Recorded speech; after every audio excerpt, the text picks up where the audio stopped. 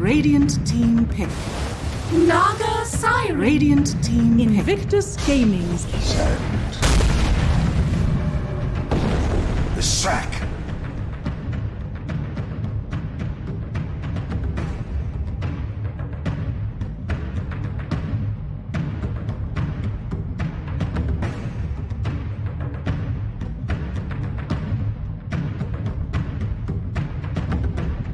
Seconds remaining. 5 seconds remaining.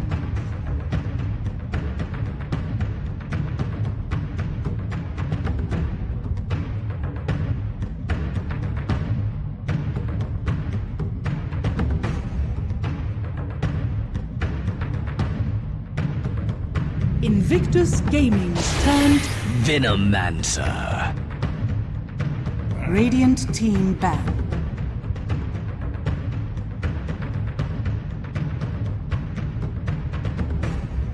Invictus Gaming's turn to ban.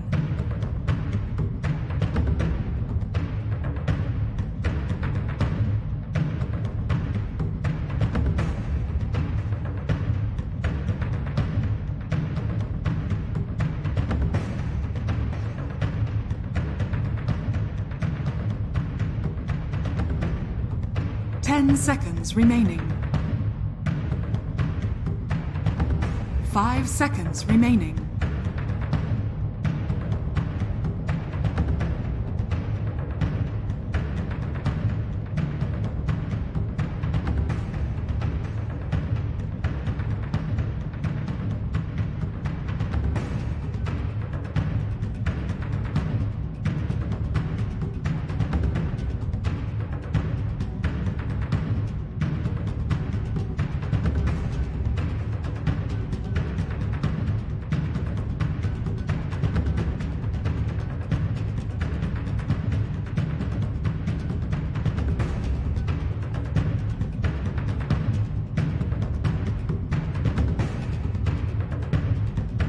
Radiant team ban.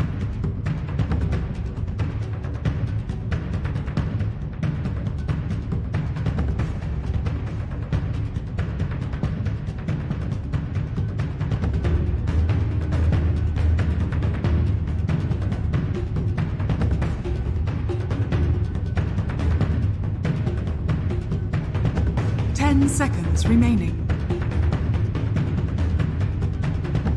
5 seconds remaining.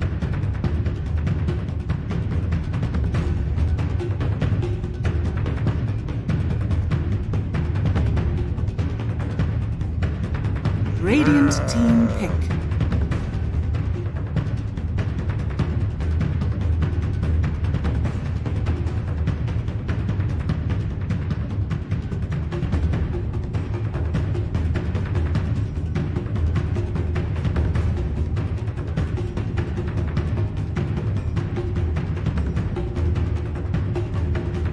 Seconds remaining.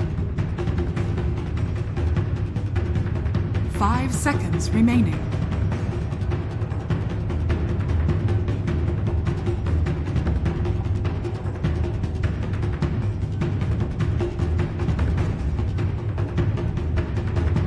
Invictus Gaming's turned Rubik.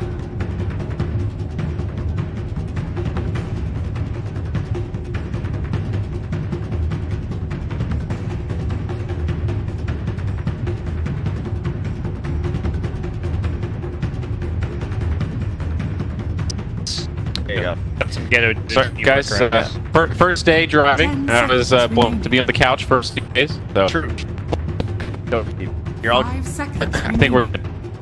Might need to reconnect one of some Dota TV. Sometimes there's a little booky thing like that. Oh. Not you, other.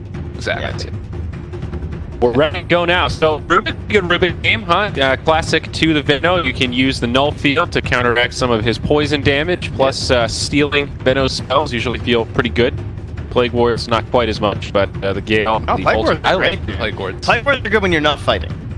Sure, they're great little farming. You throw them around for some But they don't get poison sting, right? Isn't that the whole thing? They I feel like do. they do. They do? Yeah. Oh, okay. Thanks for educating me, friends. Radiant team pick. One of those spells that you never feel bad like a great scouting tool. Yeah. It's very pesky for any blink initiators, which right now I don't really have. I mean, Sand King's like pretty hard this game. Do you remember, was it the original King's Cup where Jack kept talking about the bog? Yeah. Because this is the bog, dude. Venomancer and Undying. Oh, this man. is the bog Dota. You know, you get into this fight, you're not getting out of this fight until one side has won or lost. You know what I mean? Like, it's gonna finish. If you're FTD, you got to just stand your ground.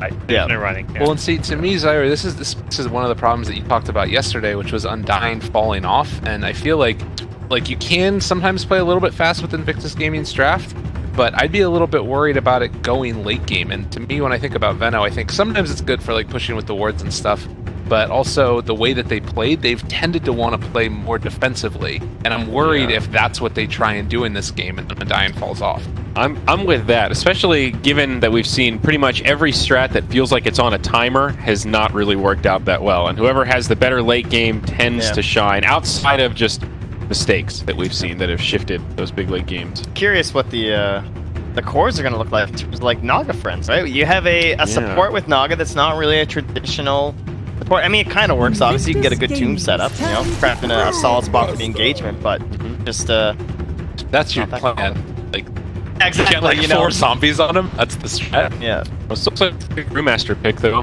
No traditional counters to the brew on this table, at least not quite yet. No silences, no real hard stuns, so it should be pretty easy for him to get split off. And I like the way he matches up against the momentum of Veno Undying. But it's good at taking those big game fights. Surprisingly, the lockdown on the IG side. You look that out of later, go at least have one disable and Radiant team back. It's looking like a 10th pick, like Storm kind of game situation if IG aren't careful. So they showed up a little bit there with the Dragon they pick. Solid sit. it's another bog hero. Yeah. 5-man, this is kind of perfect. It gives you the power push. Like the Venom word there. Kind of just securing a push, you send them up and once it's them, but it actually doesn't push. So you want to have a bit more power too. 10 seconds. Definitely a remaining. nice addition. And if somebody else who's kind of beefy that doesn't mind tangoing with the brewmaster early on. They clearly had problems getting objectives yesterday too, even when they had a pretty big lead inside of IG. So maybe just looking back on those games, already much more objectives focused. Like if they want to set up an area and try and push a tower, it looks a lot better now. Definitely got that potential, but I still worry about actually execute. It seems like even just pushing tier 2s times in these longer games that have that mid-game stalemate feeling, that Dragon Knight isn't enough to break it up. Invictus Gaming's Depends on the turn item to ban. as well, but top Tide Hunter now stand for FTD. Sticks to the general theme here for sure. Locked down. So I think this is going to be a position 1 Veno then. Invictus I Gaming's think turn this one to Venom looks okay in this game. The Venom Naga looks very strong. It's a hero that can match up alright against the Brewmaster. Does limit your scaling with Venom DK. Your one FTD scaling doesn't look any better right now. Neither team actually has the amazing creature carry. Whoa. Off the bat. Like I guess Underlord would be kind of similar to the Side Hunter, but he doesn't have a stick, right? So it doesn't give you any more answers towards the Brewmaster. So this way you get some pick-off potential, and you have such good objective taking and generally good sustain and everything that I don't think you needed like that Aura Builder Underlord necessarily. They could aggro try the Naga Veno Undying and try to get that Batrider Brewmaster matchup in the safe lane. Probably 5 support. seconds remaining. There's also I almost feel like this is like a Jug kind of game for the Dream, you know? But, Jug or Life is Life still banned? Oh, they banned banned him. him, Yeah, you have that kind of magic here against the Batrider. It could be a Weaver game. I think with the Beetles he lanes very well against the Batrider, and I think before the DK pick, none of those 3 heroes had disabled. So it looked pretty good for Weaver. Could be a Slark game. Oh, it will be the 10th next Storm. Heroes. Okay, Yep. Wow, so- good call, Trent. Huh. Well, it feels a little better against the Storm now. They at least got DK and Batrider, but not great still. We're looking at for FTD, they want this game to go long. They have no building push. They're purely looking at Storm getting like 3 or 4 big items and just being unkillable. Like once he gets his Lincolns up, like he's not going to go at first, but that's kind of the item timing for Storm where he suddenly becomes very difficult to deal with. But they will not play like a very strong early game push strat. Man, how do you kill someone during lasso? That's a good question. Also, like, Storm. Wait a second. They actually have like no burst damage. I think I'm probably looking for the dream here. I don't know. I feel like IG, like you said, I also don't really know who Storm kills in this game, but. Settings here. Sorry, folks. Prepare for Oh, battle. okay. I can help you out. We're if you need to pretty do good. it. I don't have the auto camera on, but that's okay. You can manage. I think so. I'm with Lyrical. I like this FTD draft a lot more. Just feels very conventional. Feels like a good game for the Storm Spirit. Our boys are stepping off, I believe. Is that what you're saying? It's you guys. You're welcome to stay. It's playoffs times. You wanna we'll do, give you guys your some little moment duos? for now. You Yeah, guys, we're having a moment now. All right, yeah, great. That's what it sounds Oh like. gosh, enjoy. the pressure. Right. Let's be more relaxed. That means we have to be serious. Oh. Because you know our cast are always super serious the entire time. If there's one thing that we're known for in Moon Deck, it's always being serious. Serious face engage here. The mini-map icons, big and small, I wish I knew how to change that. I don't like it when they get tiny. I get old man eyes, Trent. When they get tiny, I can't see who's who. I like the big ones. It's alright, buddy. You'll figure it out. Oh, great. I'll give you the training wheels camera. I'll start yelling at you when people are dying. Great. You know, is that the kind of life that you need right now? No, we'll try it for game number 1, and then I'll have production come and change out the auto exec file. I think that sounds You're gonna get all fair whiny. compromise. I'll cry. Production, save me. Production, we're gonna do black coffees to the casting stage The in Prato. battle begins. Both Not for Trent. No, not really. Nope. I've got They're monsters. so nice, I'm worried that they're gonna start doing things for us. All right, so in general, though, I still think the FTD draft feels pretty nice. Looking at the lanes, do we have any switcheroos? Looks like Sand King will be headed down bottom to match up with the Leshrac.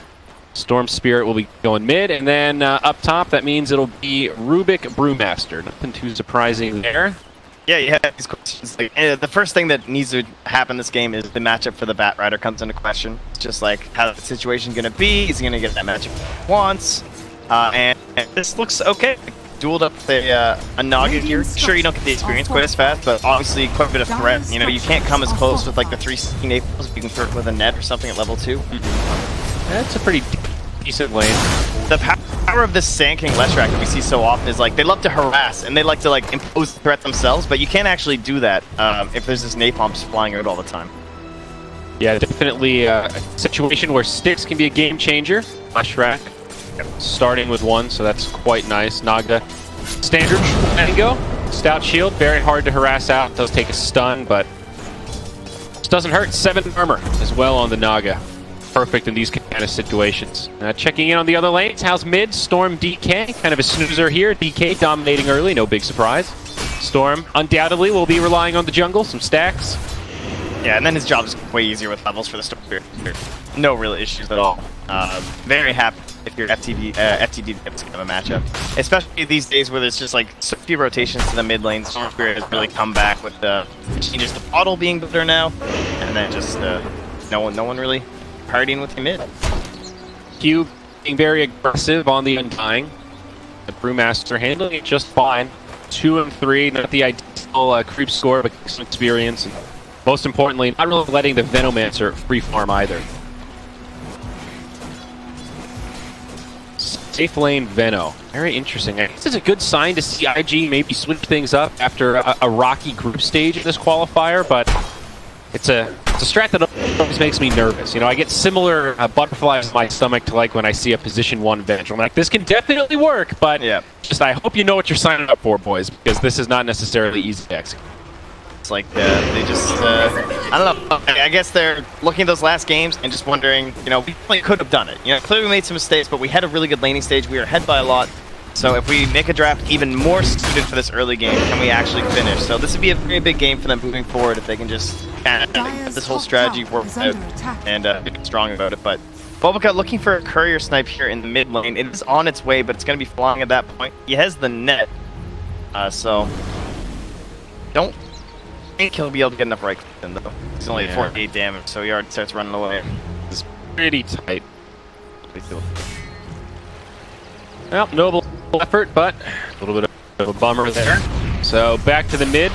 Still DK all day. Both level 4, but sizable advantage. Raji will just TP back. It's caught in the trees. This whole lacking of stuns once again. Yep.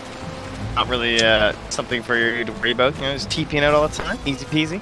Also a recurring theme here. He's been able to put on a lot of pressure, but still haven't really stopped the Brewmaster from getting some farm, though, as I say that, Venom's Gale does connect his level 2 Poison Sting, so their right clicks are actually pretty dirty here. Another Decay coming up. There is a Soul Rip as well. Brewmaster might be able to still survive this. Sick. Oh, now nice. Rodney with the telekinesis pulls him back, and Q takes a lot of tower shots. Bottom lane, nothing too exciting happening. Just sports trading back and forth and forcing each other back. In fact, James even misses Burrow's being tipped by Bovica. Very nice. Yeah, deserved. Got it. Ooh, Lesh clips the Bat Rider with a stun. Follow up, but Bat's doing all right here. Not really finding that pressure though. Like he had the boots and the windlace, but still can't find anything on the sled track because even with just boots, he's at 385. So It's tough. difficult Those to close. early points in lightning, and yeah, it's kind of both teams with a bully lane down there. Ends up being this stalemate. Keeping with the trend of late first blood as well. Trent rolling to 5 minutes here for bounty runes, and still no kills.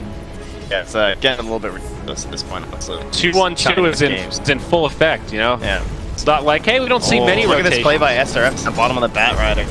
He's gonna go in for the neutrals. The full stack there, the napalm. James, he wants his Burrow Strike stealing all this gold. Oh, he's going to connect on 2, set up for the Lesh, and they're going to regret this. There's 1 kill for the Lesh as the first blood is drawn, but Boca gets the rune. Sets up the double for the Leshrac. FTD come out big. Now they do lose their Rubik on the other side. Oh, I love this already. The tips go right back though. I mean, that's a bold play. If it worked out, it would have been extremely good for them, obviously, but that is really going to help out the Sand King and the Leshrac. I mean, setting up for the double Burrow Strike there. Yeah, not ideal. Like you said, they get punished. Sand King is rich. He just picks up his boots, has another 340 gold. So up top, Rubik died though. What was the actual bounty spread? Looks like Radiant did get slightly better. They got 3 out of 4. Bovica got the 1 buff. Yeah. Yeah, he was there. Snag one. Mid lane, looks like rotation onto the DK. Gets pulled back up to the high ground, but now healed up as the Storm Spirit gets turned on. And he just hit 6. Right clicks. Is he going to be able to zip out of this? They might have the damage to the Dragon Tail. And it's there. Storm Spirit falls first. DK on 2. FTD have to make it back. But all the while in the bottom lane, Lesh dies solo to the level 5 Bat Rider. We got the Tranquils up. Able to close that gap. Very nice.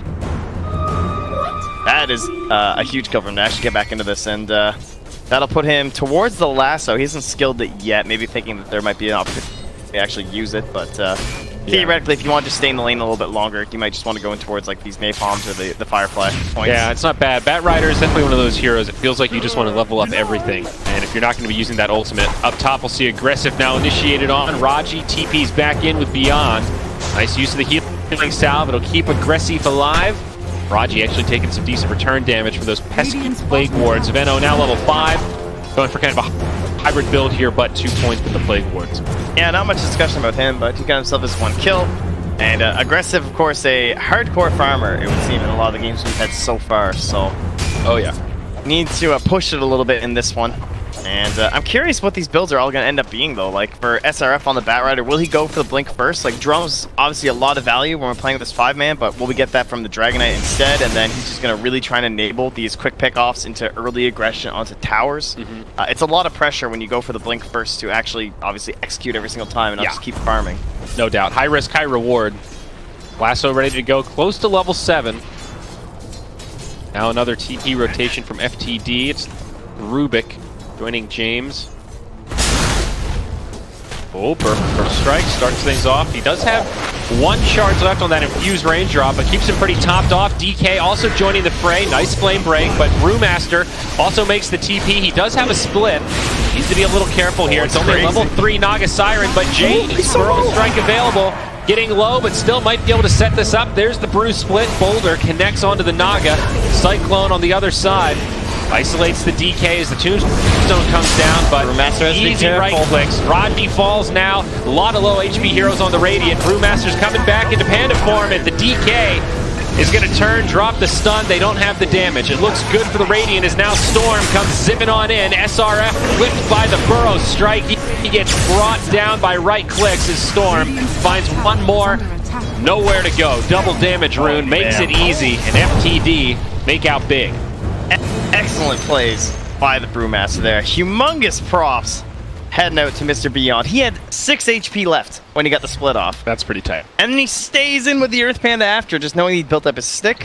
Gets that off. Yep. And they finish the kill. A lot of confidence there. Clearly an experienced Brew player knowing his limits quite well. Raji getting dove up top as Baboka trying to find him in the trees. Might just set this up for Storm. Still has a little bit left on that double damage.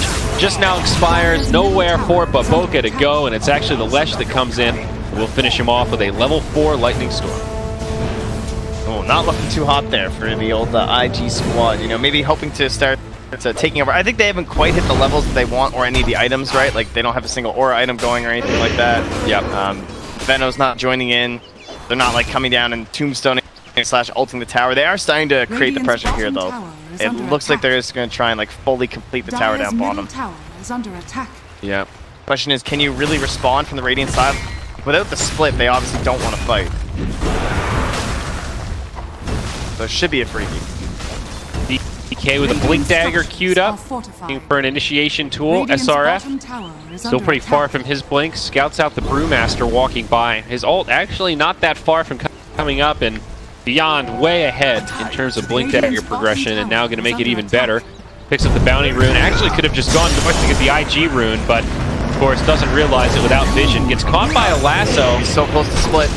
He might still survive here. 8 seconds. If only he had the Shrine, but Batrider will be able to finish him off as that bottom tier 1 also gets turned to rubble. So some wins for IG. They reclaim that net worth advantage. Well, you know, sometimes you have a great play in a team fight. Sometimes you get way too greedy.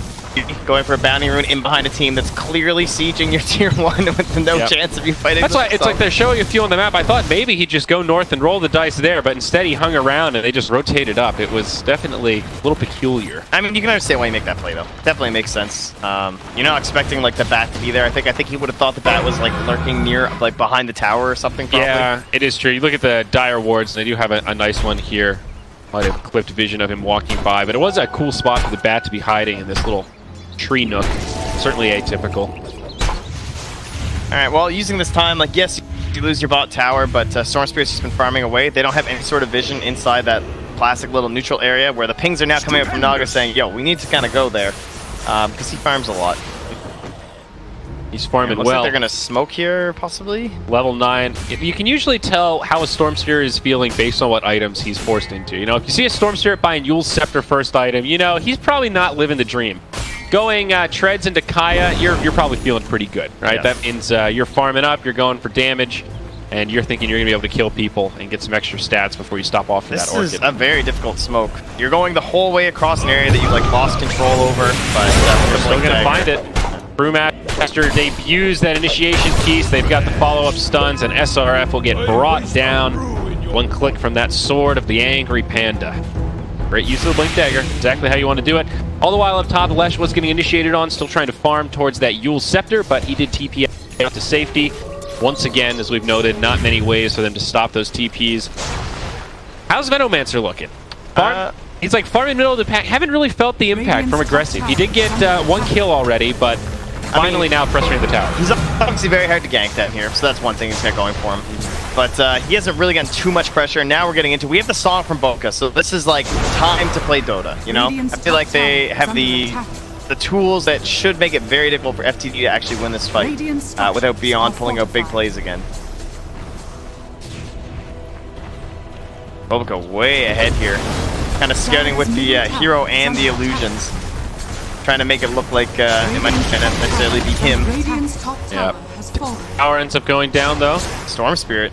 Batrider's gonna find him here. This would be a hell of a grab, but just not quite in time. Naga maybe just playing a bit too aggro. And still, I mean, they don't have, again, that much burst to go through the last, or they don't have a lot of follow-up either. Like, it has to be the Dragonite there. the net comes in, maybe it's going to be enough, but you just need like the stun and the damage from the DK to assist. I was just looking at the wards here for Raji. Great farming tool like we were talking about. Confirmed, they get poison sting. BSJ in the house, you could next send this Rubik to the dead lane with the Plague Ward, I believe is the strat. He needs it though. Lowest on net worth in the game, actually, not even just on the team. Sand King's been soaking up a lot of that farm in the jungle. And it's paying off. He's getting very close to the Blink Dagger. It's about 500 gold away, but yeah, there's the jump, and they find the kill. Bat Rider again. Epicenter makes it an easy one. Still not under that Blink. Oof.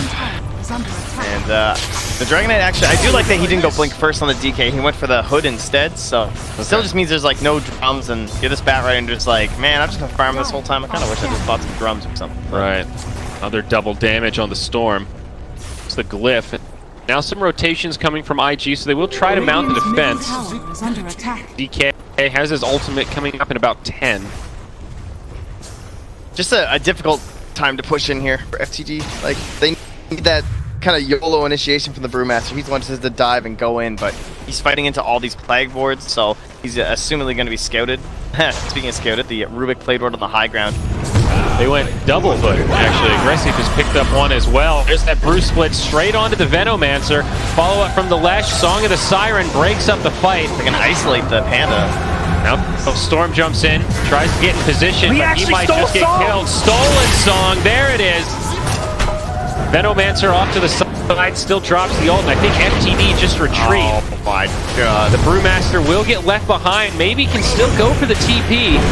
Not going to try it, instead will be the Sacrificial Lamb, the only one brought down by IG. Big plays from Raji on the Rubik. That is the, you get one. Stun down onto Naga as they try and keep chasing here. James with a nice disjoint. We'll have a stun up in another second here, but Lasso, it connects, and now the Sand King is in big trouble. They don't bring him down fast enough. He does get a burrow strike over the tree line, but Plague Ward scout him out. They do find another one. So 2 kills now going the way of IG. Radiant are scanning. Final life. That's the one time Solomon gets stolen this game. I will be shocked if it happened again. Pretty rare steal. Yeah. Obviously, you have any spells to throw out. Storm going for a Bloodstone now, so no Orchid. Potentially longer game. Not terribly surprised. This next DK ulti, I mean, mid is a great option. Venomancer isn't even brought in, but they still have a little Tombstone, so this should not be a problem. They're such a song, but although they have a heavy cooldown lineup with like DK ulti and Tombstone and Naga Song, you don't necessarily have to pop them all at once. Like right now, fighting without Song, but it's okay because they're still just holding this Tombstone in their hand. Venomancer's diving here, and then they're going to try and link up with the Venomancer down bottom. They can just push that tier 2 as well. They want to force an engagement out of Beyond. Well, they go 1 for 1, like you mentioned. Raji able to steal Breathe Fire there. Heading back is now IG. Look like they want to rotate bottom. Sure that tier 2 and maybe force the fight.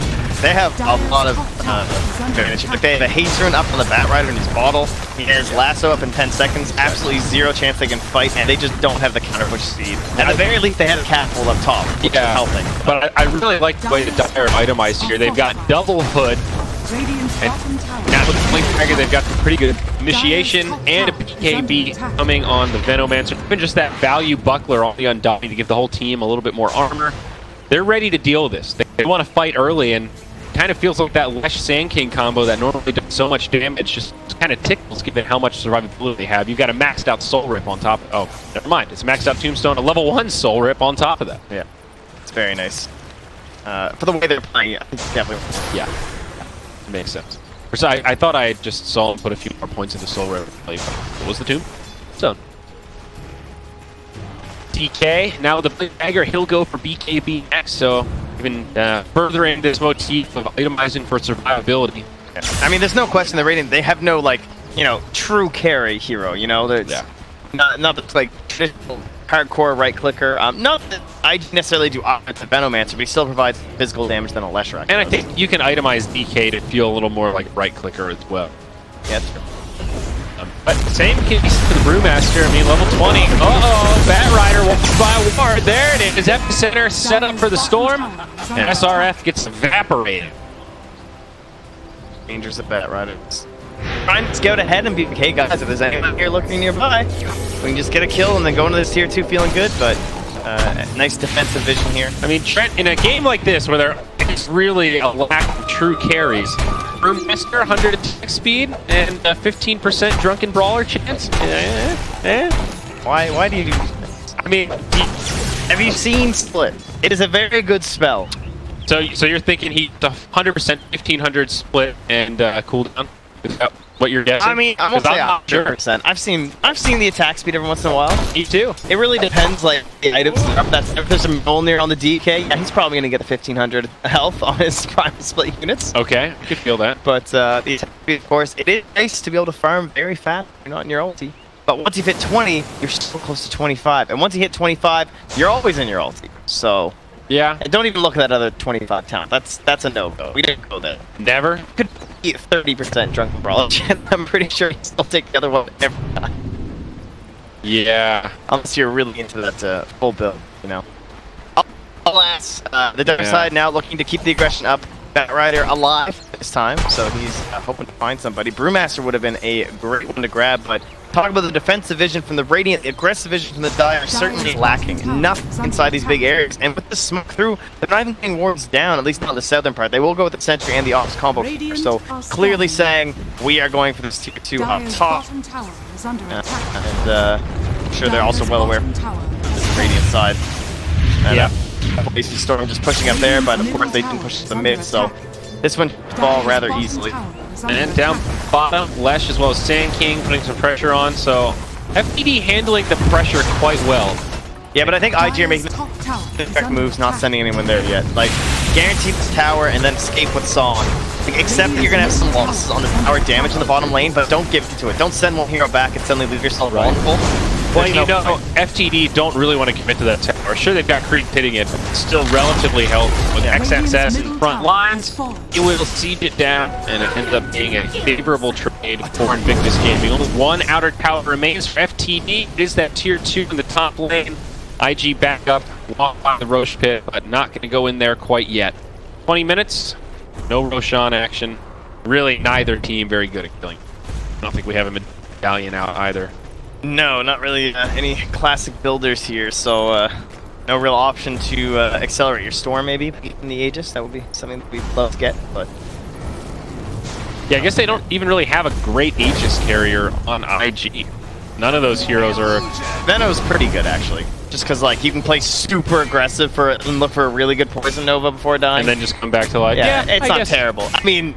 It's not good. The other one's a Dragon Knight, so anyone pretty much is better than a Dragon Knight. Yeah, same with Batrider. I guess Undying, there's maybe a little bit of merit. Only once you have the... level 15, you get the death, and then you come back to life. That's kind of fun. That's cute.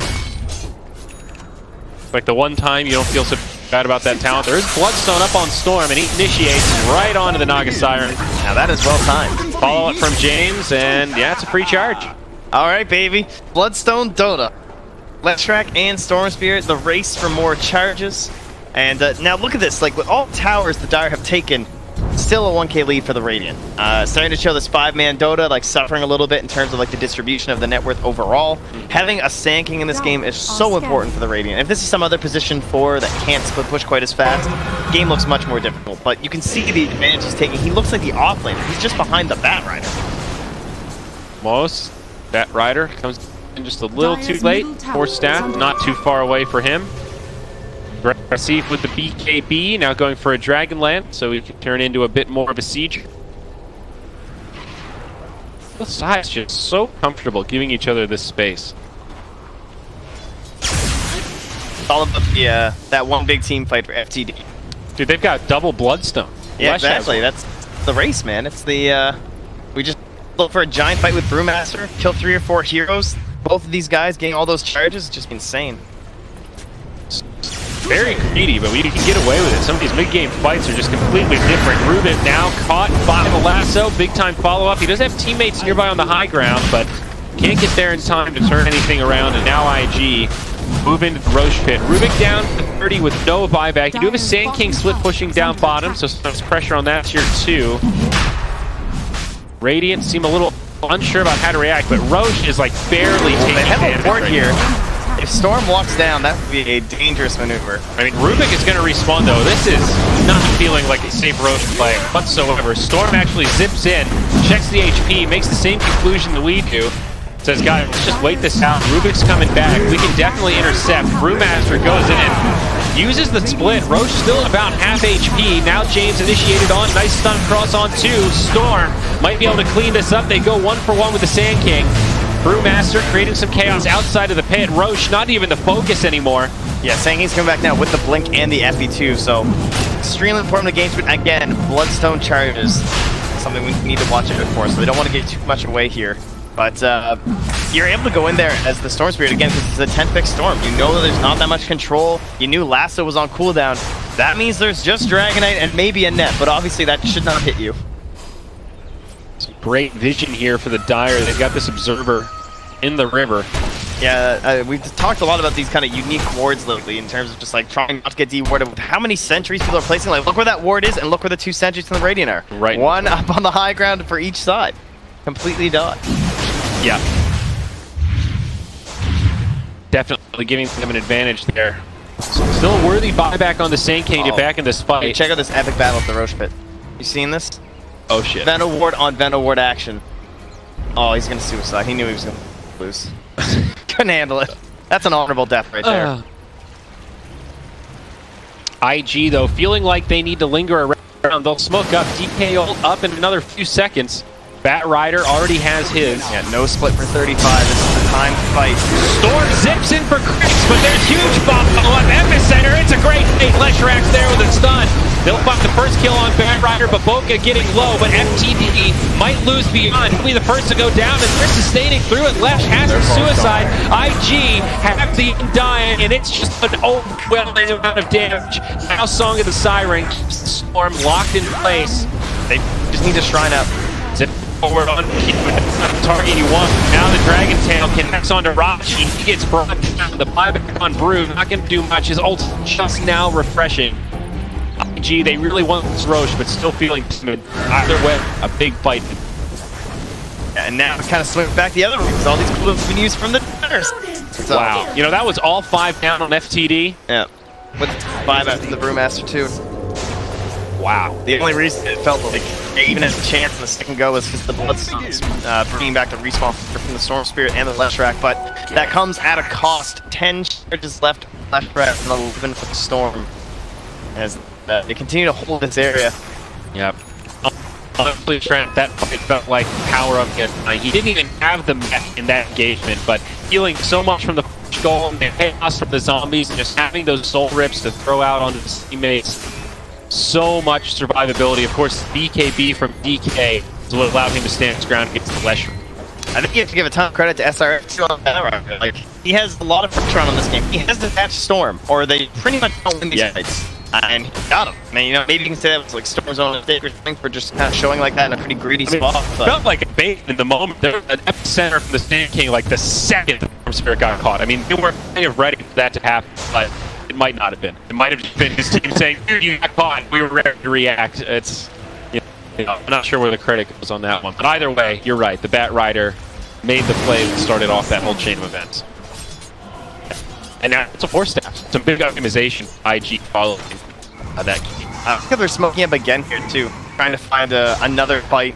Even though everyone's ultis are back up, they're probably thinking they didn't know the map. FTD might think they spoke Roche, and so they kind of bait it like that.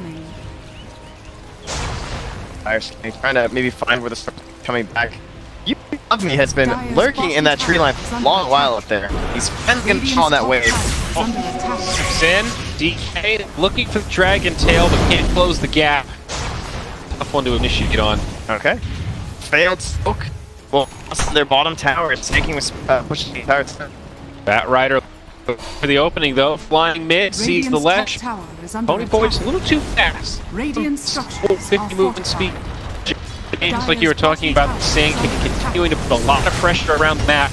Gets troops up to the tier 3 as they lose that last outer tower, the tier 2 in the top lane. Dire's bottom tower is under attack. So DK ult moving down, but we will have a lasso still available here in terms of like this potential finagling towards Roche Pit. find another room here. Bunka actually takes. Maybe he going to try and leave it for the Bat Rider once again, but very good on the runes. Or SRF, more like X4. This is like third haste rune so far.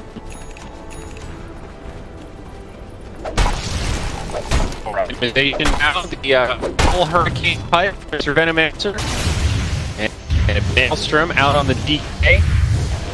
KB also completed on Brewmaster, who hits level 15. Not a big talent break there, but will take some magic resistance. Yeah, if they don't hurt in terms of like taking this Roche, there's going to be 3 10-second BKBs on the Radiant side. Which, although the Radiant are fairly magical focused, so are the Dump. You know, Rider, Venomancer, Magonite, quite a bit of stuff from him. But, Storms will not be breaking into it. So we'll have 2 craft here. And see how similar this engagement goes. They have Dire Vision where Storm is flying top, so they know he's still moving up north. Yeah. Clearing that wave. This time feels maybe a bit more safe. It just got extra damage to bring it out down more quickly. Brewmaster, preemptive KB. Does he want to? The big bumps. He jumps in. Roshan still pretty healthy. 2 of the BKPs get popped from IG. Veno does not have an opportunity to open and get a lasso onto the Leshrac, and there it is. The Poison Nova comes. Roshan to finishes off Stone and actually dash on the Brewmaster. Stood up for the Naga Siren ultimate. Meteor Hammer follows and beyond gets smashed in the pit. It's 2-0. IG the fight. We're still standing. There's the episode from the not ideal. Aji with the stolen Poison Nova though. That could be something. BKB on Storm. Getting into the cleanup. Up and Bucket gets 1, but Roshan falls to the Radiant. Snatched now by the DK. It will get finished off. This Poison Nova from Rubik doing a ton of work. Bat Rider on 1 HP. But Storm out of mana. Now XXS, he's back. Gets a Flame Break for some extra damage. Q inside of the pit. They won't be able to chase down the Storm. The Bloodstone from Flash brings it back into the fray. A chaotic fight, but I think it's FTP that kind of managed. They finished off Roche. They did get that gold boost. Yeah, that was really nice. That zip and get it. And just that first engagement, he used everything. But once the lasso's gone, this game just feels so much better, especially with his BKB, because then there's nothing left to go through it. And you love me, he was damn close to getting engaged. So, a very good fight for FTG, and it means IG just don't have the power to start pushing forward the Aegis, feeling really comfortable. I think they have to give up on them, and just start pushing without it. That Zenova from Raj was just an absolute game changer. But speaking of the devil, old Raji's gonna get punished. He gets caught by a lasso of Rubik. He's gonna suffer a fiery fate as he burns down in the river. On the other side, they force a BKB on the Brewmaster. Yeah, he actually ended up doing more damage than the Venomancer, his Poison Nova. In that previous fight, it was 37 for Rubik and 35 for the Veno. I mean, it kind of makes sense, right? Because he's got the null field, so he puts it defensive after Veno uses it, and then turns it aggressive the other way. I think he also... But that's good. I like your next level. The meta of the Rubik null field. But they don't need it. Talk about how it's not the most amazing item for them anyway. So there's certainly some there just like, if we just go. Definitely something to stand on here. Storm trying to clear out the creeps, but this tier 3 will go down. No glyph available. They do have a Song of the Siren, but no lasso. However, it's coming up in just a second here. Now EK jumped on his ultimate, soon to explode. Actually, Zolander, but they jumped onto the Lesh. He's getting low and mid, got the damage just about. He gets off the Yules in time. BKB will not be there. Instead, he suicides Storm. Still zipping all around the back line, trying to do what he can, but they're just having trouble bringing down these sneaky Dire heroes. Brew ain't the Panda split form, but unfortunately, they're always bringing the angles. It's a song too. Like you cannot extend too far as the Radiant here. Yeah, I mean the Brewmaster maybe feels a little more safe. That was a rocky hold, and they do hold on to the barracks, but man, that's tough. This looks so much better from IG already today, though. This measured aggression. Like, before they couldn't find any aggression yesterday, it was just completely patient farming, take some items. Now, they're not going too far. They're just tier 3, being happy with that, trying to close out some shrines. And G's a hell of a lot better. So next Roche variant. They're also playing around the DK a lot better. I got nervous there that he was about to lose his ult. They were really trying to force it, but he still had plenty of action, and they're picking these fights when XXS can be that frontliner. Yeah. It seemed like that was one of the things they struggled with yesterday, was who do we play around? What are the topics? What if we don't have a driving force to tell us how to start sieging and take these objectives?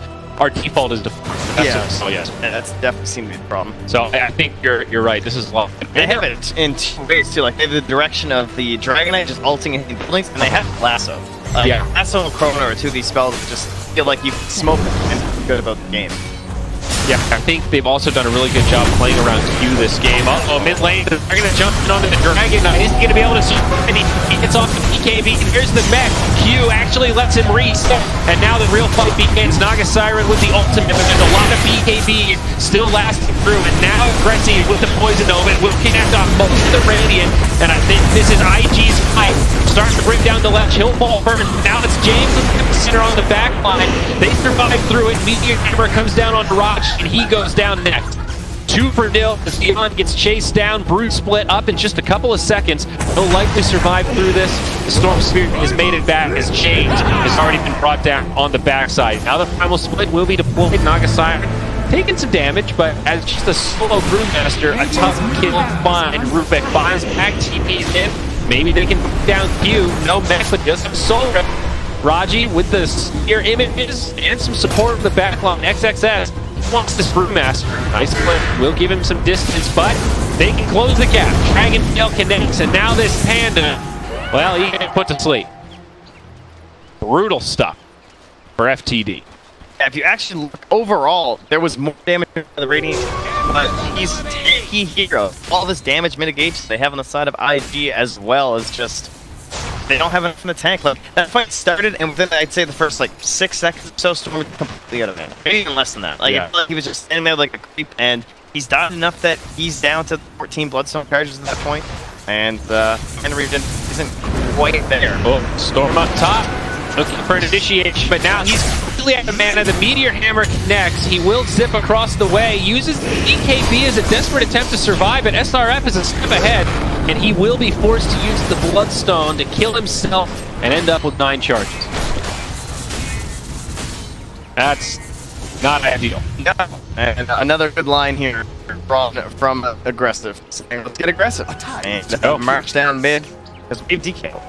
I'll take your tribute. Yeah, the fight before that, though, it's the DK feels like target if you can actually in that situation. You catch it for the BKB, wow, you've taken out their driver. They're not going to siege for the foreseeable future here while he's in the grave. If it goes the other way, Valentine is just a little too close and gets off the Soul Rip and mech. It's a completely different equation, and that's where that tankiness and survivability comes in, because DK is one with all these regeneration-based items. 48 regen right now, not the hero that you're going to be able to finish off if you don't kill him with the burst. 2x on that Dragon Blood, armor and regen. So I am loving the way that Poker is just like showcasing the versatility of Song. So in this game, he doesn't have a real Song partner. You know, this is not Song into Static Storm, Song into Ice Path and Macropire, not the kind of.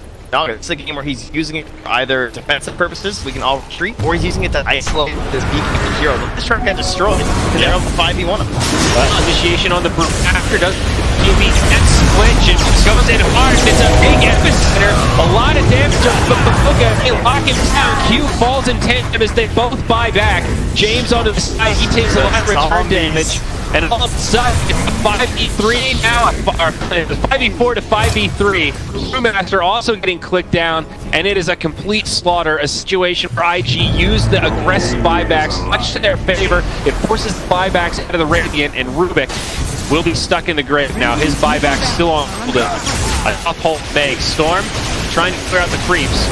And Fleshrack, they get it done, and that was down the melee rack siege here. That was last wave. Still the DK perfect throw to have in this kind of scenario. A little bit of time left on that ulti as the glue comes. Storm needs to go that next wave, and oh, he didn't get it. He mistimed it there, but they might still back up anyway though. Yeah, DK running down, so no real worries. Still a gain for IG when it's all said and done. They get the barracks.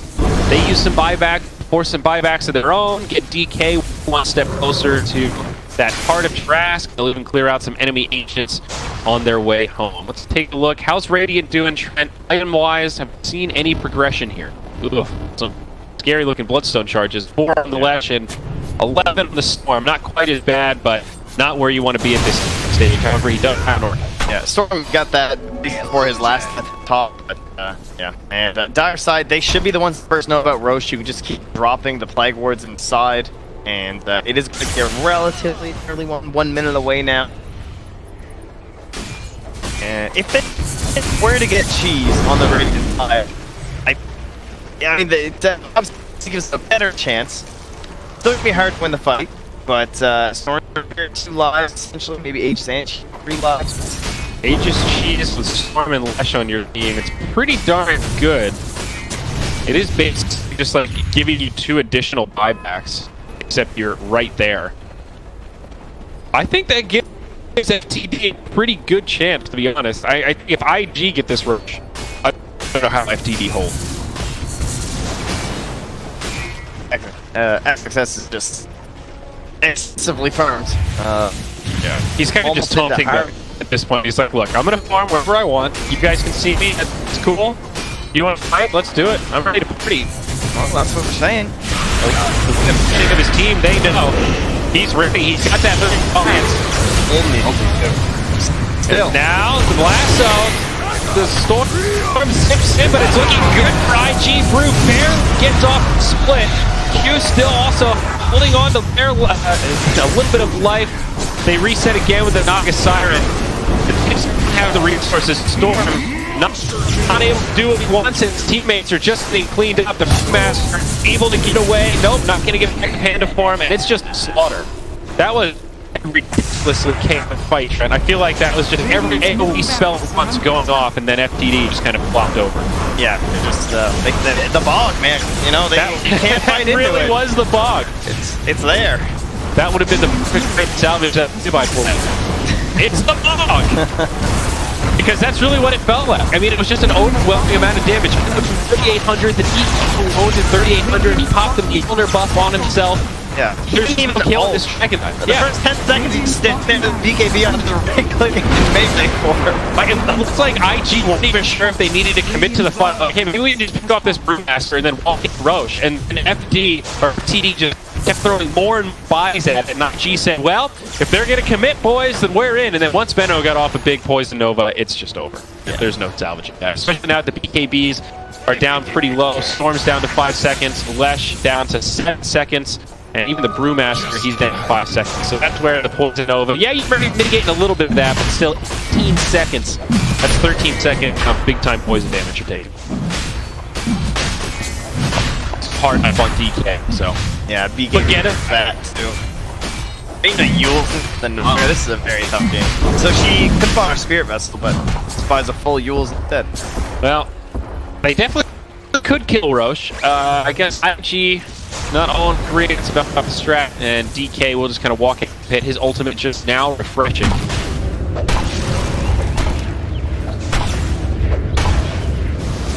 So what's the play for FTD? Do you go for the YOLO smoke at this point? 13k net worth, 2-lane Sparrow. You're really looking for the desperation play. It will be IG into the aggressors though, so they won't even give them the opportunity. James gets caught, as does the Leshrac with the left, so Storm jumps into the back line, and this time he gets a pretty good catch. He kills the Naga Siren. Buyback from the Leshrac as he loses his 2 supports. The Brood does get off the split, but I don't know if it's going to keep him alive. The right clicks are really hurting, and the Broodlings are just made of paper at this point. 3 down, no buyback. It's a 4-2, and I might be beginning it. Jumps out, catches Batrider, but again, they've got the survivability. Guardian Greaves, Storm to find a kill. BKB used by the left as IG repel and push it back. The right clicks from the DK just too much.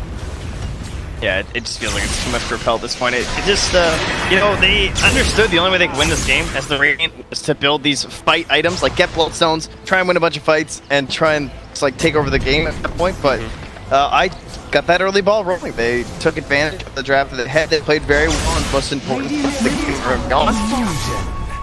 Well, maybe they did get a nice little Bloodstone charge added back here. Oh, Guardian helping out here. I'm just afraid to commit into it. I mean, I think Storm could have gotten that kill, but at what cost? If he throws life, that certainly not worth. 12 Bloodstone charges and a Bloodthorn. Feeling very grim for FTD in his first game. impressive stuff from IG overall, honestly.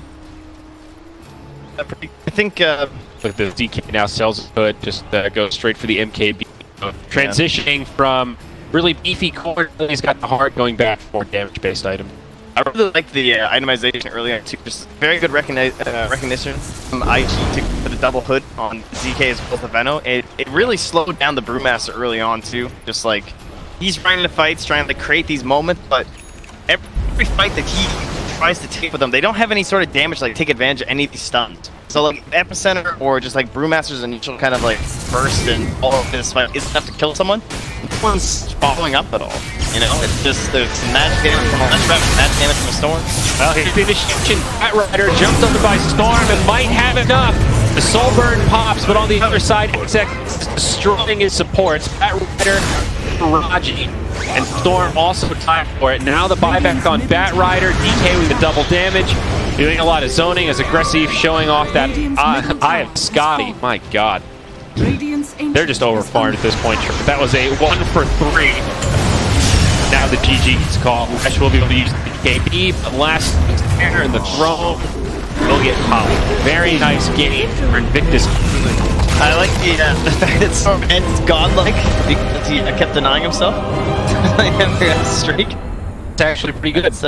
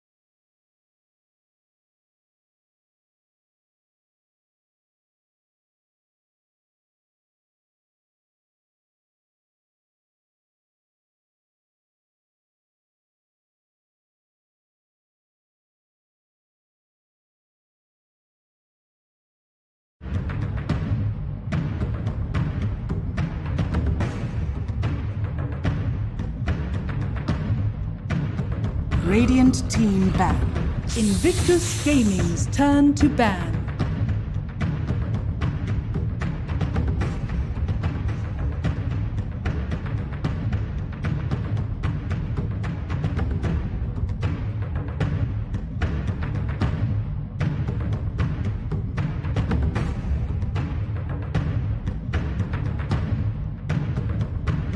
Seconds remaining. 5 seconds remaining.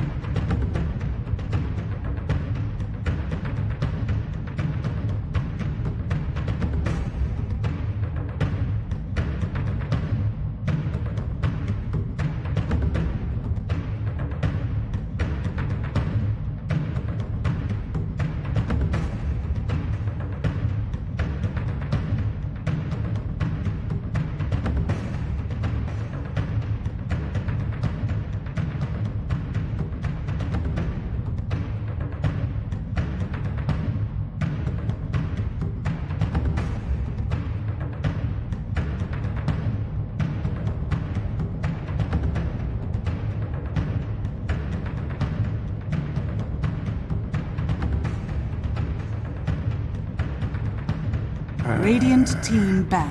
Invictus Gaming's turn to pick.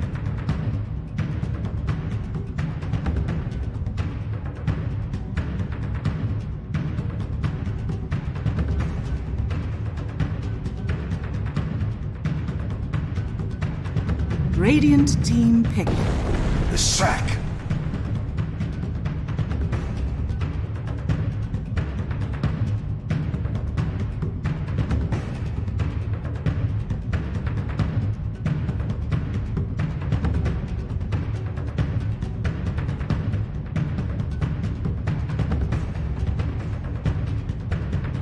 Seconds remaining.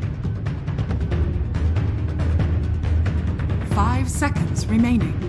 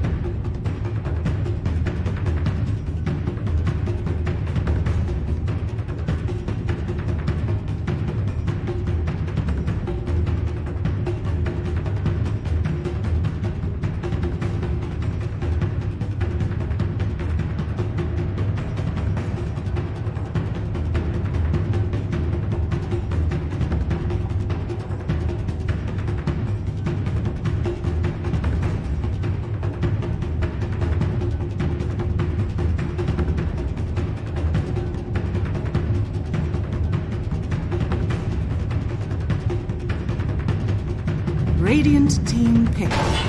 Blackwork.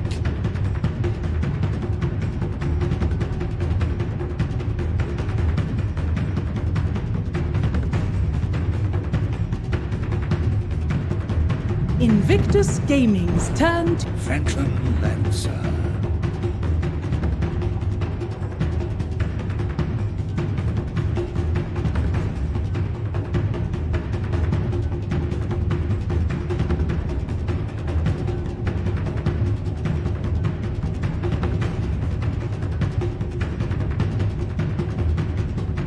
seconds remaining. 5 seconds remaining.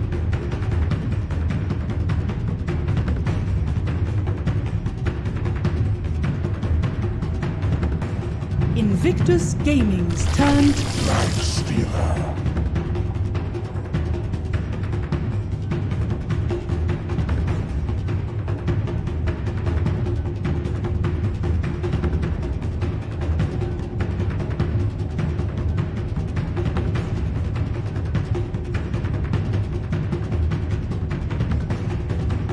Seconds remaining.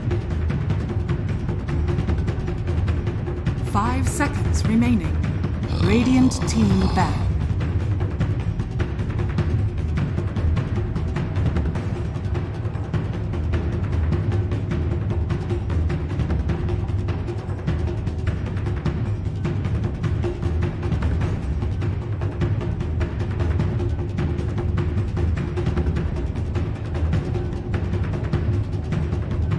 10 seconds remaining. 5 seconds remaining.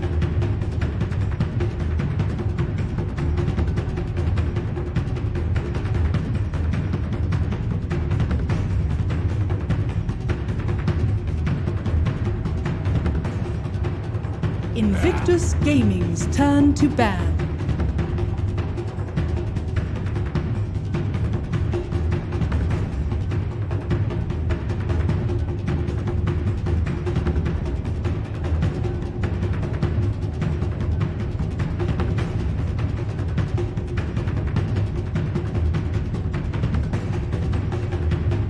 Seconds remaining. 5 seconds remaining.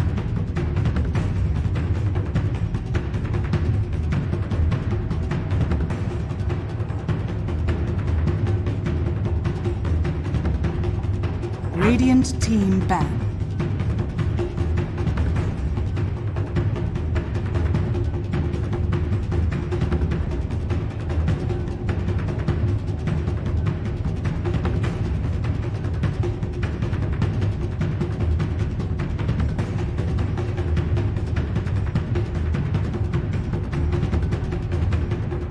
Seconds remaining. 5 seconds remaining.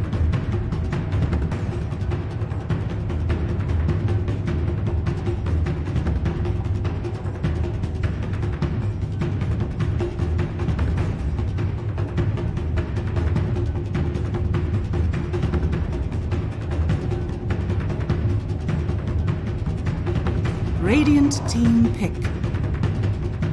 Invictus Gaming's turn to...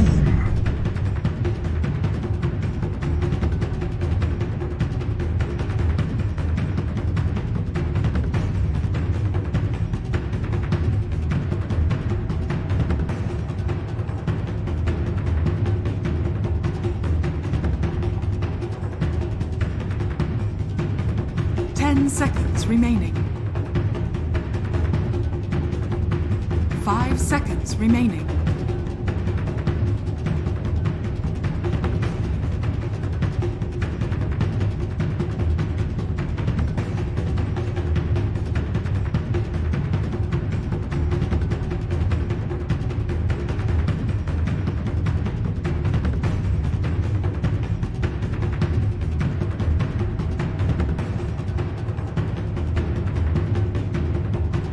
Radiant team pick.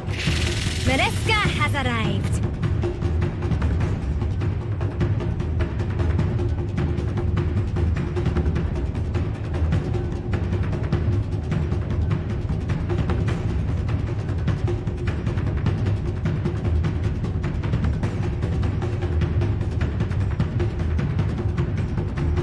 Seconds remaining. 5 seconds remaining.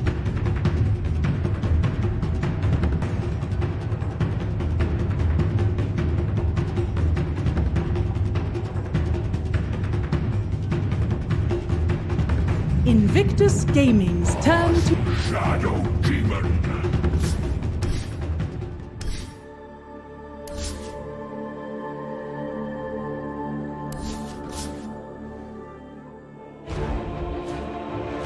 Invictus Gaming's turn to pick.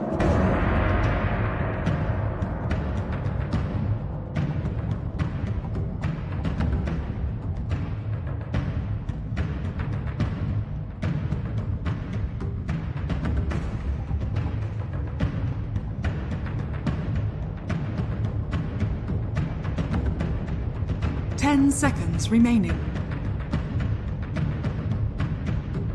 5 seconds remaining.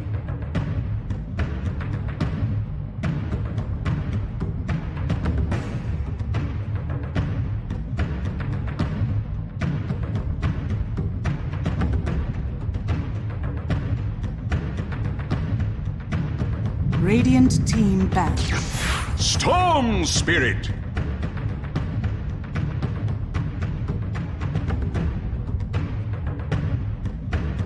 Invictus Gaming's turn to ban.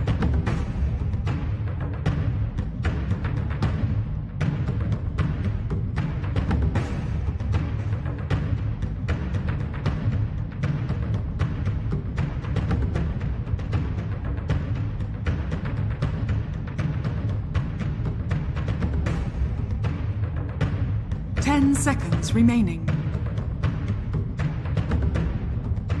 5 seconds remaining. Invictus Gaming's turn to pick.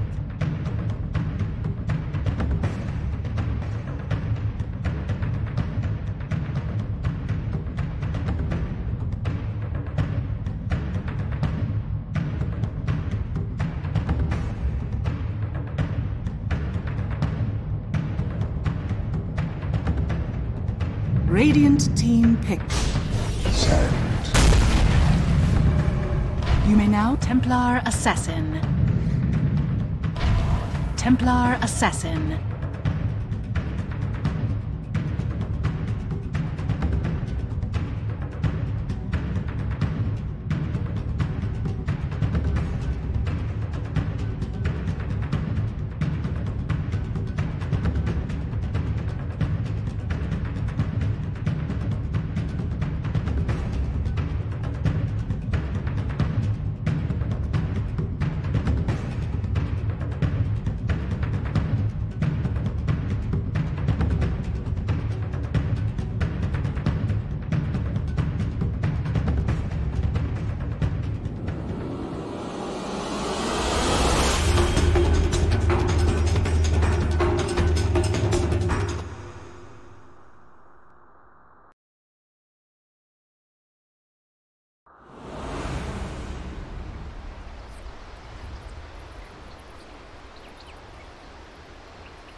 prepare for battle.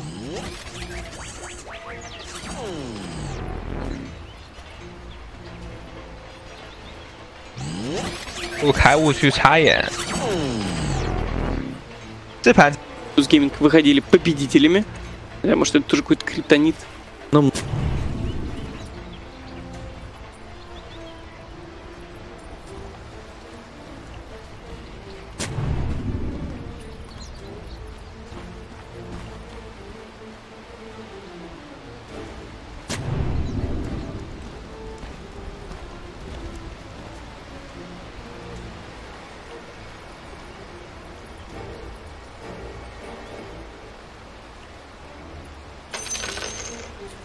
Thirty seconds to battle.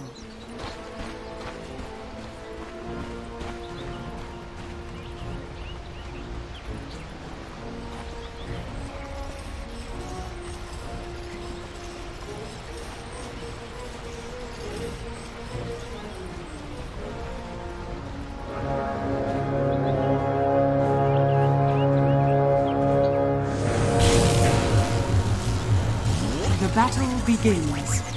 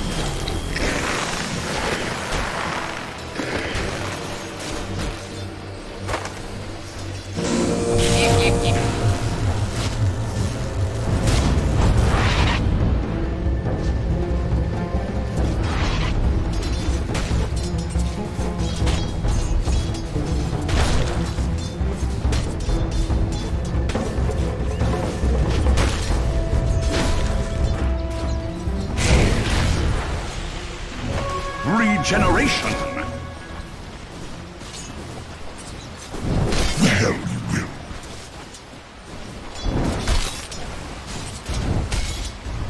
，NTA 是小优，双方差别不是特别大。Эш потратит. Лансер любит какой-то фриф.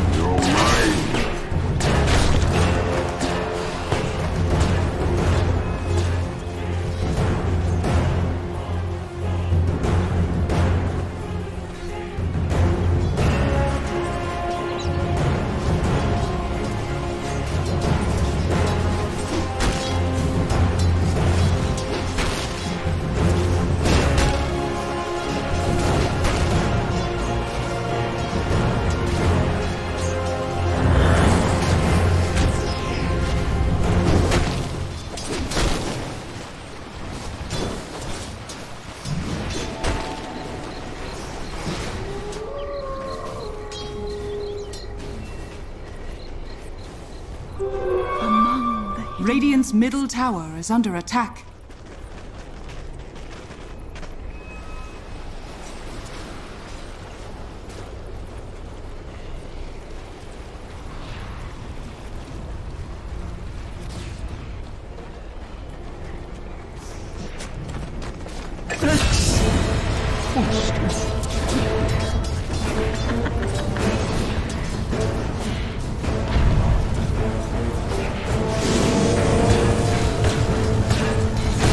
Dire's middle tower is under attack.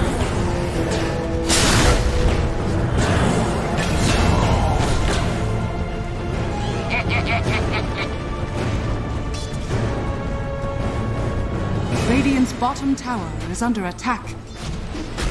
I'll take your tribute.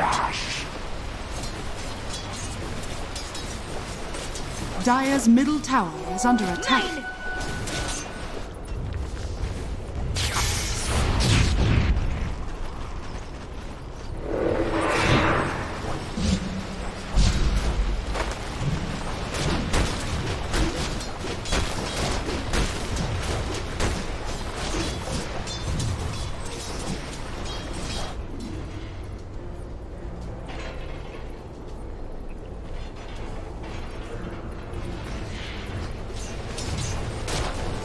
Dire's structures are fortified.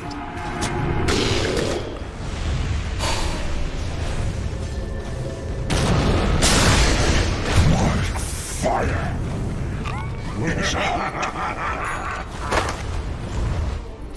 Oh, sweet. Radiant's bottom tower is under attack. Double damage.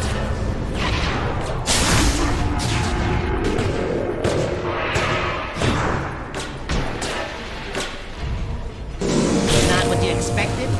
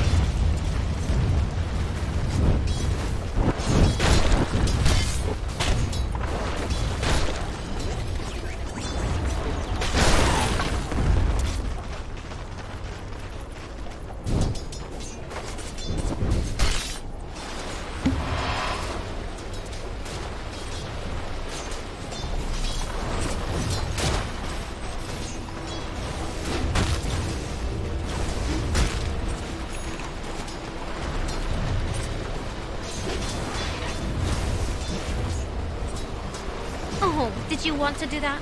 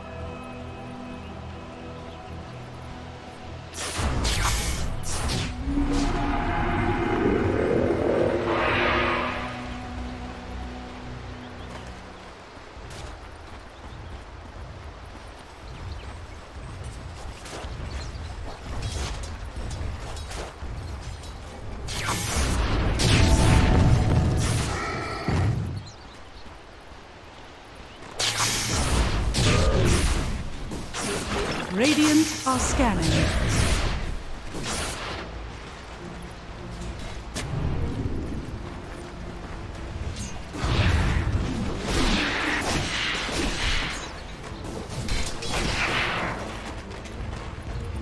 Dire's middle tower is under attack.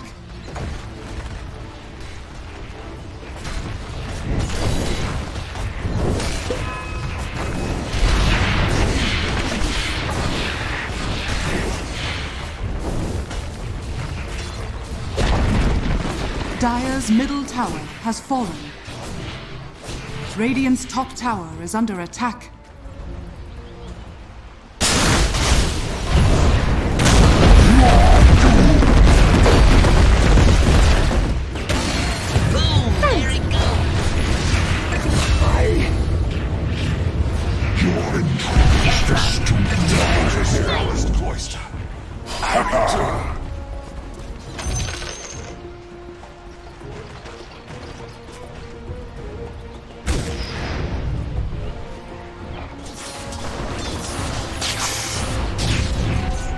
Dire's top tower is under attack.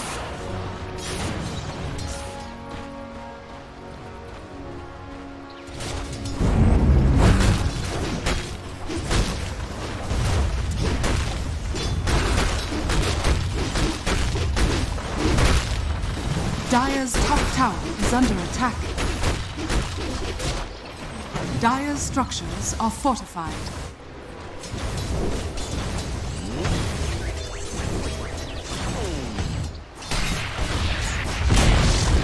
Dire's top tower has fallen. There is a little bit of a wraparound here from SRF. Misses the burrow. So beyond able to get off the Scorched Earth, try and create a little bit of gap here. There is a DD on the Storm Spirit, but Loveview just hops right in and annihilates the Leshrac. No chance there for a save. And now a Desolator going to be queued up for TA, not that far off. Pretty scary stuff. That's real bad. If oh my god. All these kills, they just got like mid tower, and then instantly the top tower, and then all these kills on Templar Assassin. 2-0 and 2. That Desolator is going to be such an easy roach for them, because they're not going to have anything to respond. This is the dream scenario for a TA. You get that solo kill in lane. Outside of that, you're pretty much left alone. You get an early Blink Dagger, use it for successful rotations. What's crazy, though, is there's someone actually happier than TA in this game. Who? Phantom Lance. You think so? There's nothing better than being a hard fighting hero like this who needs a little bit more space. And like this TA has a mass target on her back.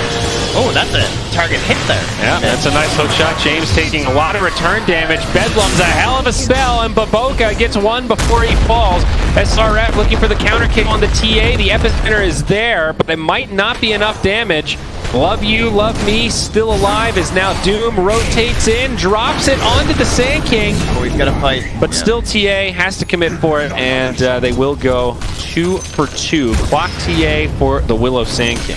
Oh, that is... okay, so here I said they were going to get the Deso, and then they wouldn't have an answer for the pit fight, right? But he got the bounty on the TA, so that's about 700 gold, and now there's going to be a Blink Dagger available for sure on the Sand King. This is where these like kill bounties can actually change the game so much. We saw yesterday when we had the Spectre who got the Ultra Kill. And it's just like, okay, suddenly Spectre, who wanted to build a Blade Mail, now gets to go Radiance. Yeah. It's a game changer, and there it is. Blink Dagger picked up. So that's an Infest Bomb carrier for Aggressive. Opens things up for him a little bit, and seems you were totally right about this Radiance build. His team has been able to get some stacks going, make some space for him, and he's got 2,800 gold now towards the Relic, getting close to that first pit stop before he continues the quest for the recipe. Blade Mail coming next for Clockwork to go with his Urn. But in the meantime, some pressure on the Phantom Lancer. SRF with a nice initiation. Follow-up stun. Split Earth connects. Willow is there with a Terrorize. Bedlam, the double duo, and Q walks away with another kill. There was a PL there, Trent. I don't know if you saw him die. It happened pretty quick. Yeah, no, yeah. He got annihilated. Good levels on Q there, so just able to follow up with the Split Earth. Another tip from SRF. Oh. It's helping out here. I think right now, both teams have kind of what they wanted out of the first 13 minutes. I'd say there's a slight edge to FTD, not just because there's a net worth lead, but just because TA's had a really good start. I think she's gotten more. Like, this exceeds expectations. Blink, Tread, Aquila, Deso. At 14 minutes rather. Yeah. That's if you're not ahead as TA though, like your game's just kind of over at this point. You know what I mean? Like it's very unlikely you're gonna come back. So they've executed.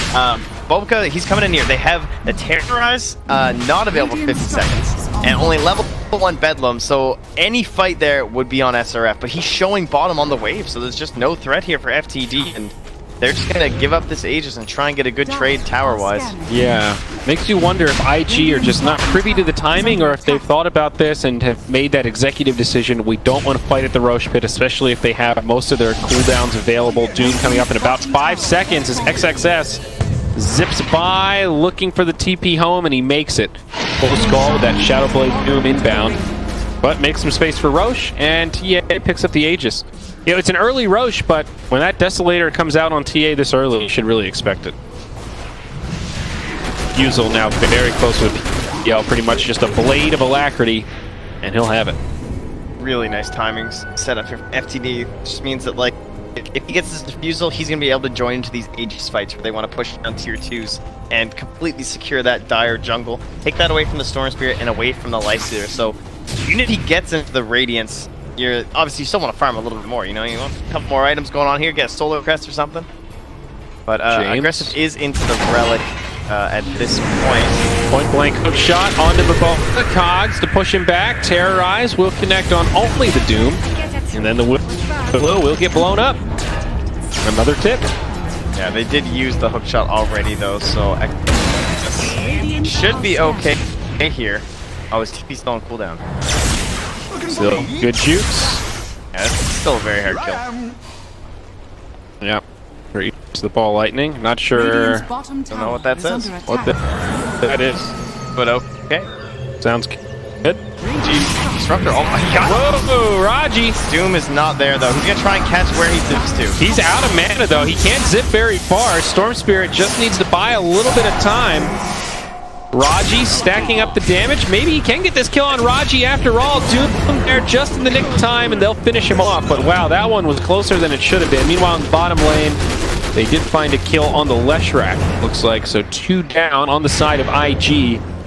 Split across the map. That's where you're extremely salty as a sport if you die. It's like, come on, man, you wouldn't just doom him. Help me out here. But it's okay. Shadow even made it through. You get to save the Doom cooldown. He still really wants that big Shadow Blade kind of invade play. And they are looking like they're in trouble for IG here. Kind of surprised it's only a 3k lead. Just does kind of show just how quickly they are farming on the heroes that aren't dying. I think that's true. I also think the scales will tip a little bit for IG once that Radiance comes out. Lifestealer is now very close to it, 400 gold to go, and that is something you'll want to fight around, use those best bombs maybe a bit more aggressively. Bottom left, FTD continuing to put pressure on. Deso leading the charge. Of course, the Aegis still in tow for the TA. Glyph already been used. Alright, no defense. They'll just take it as time to continue farming.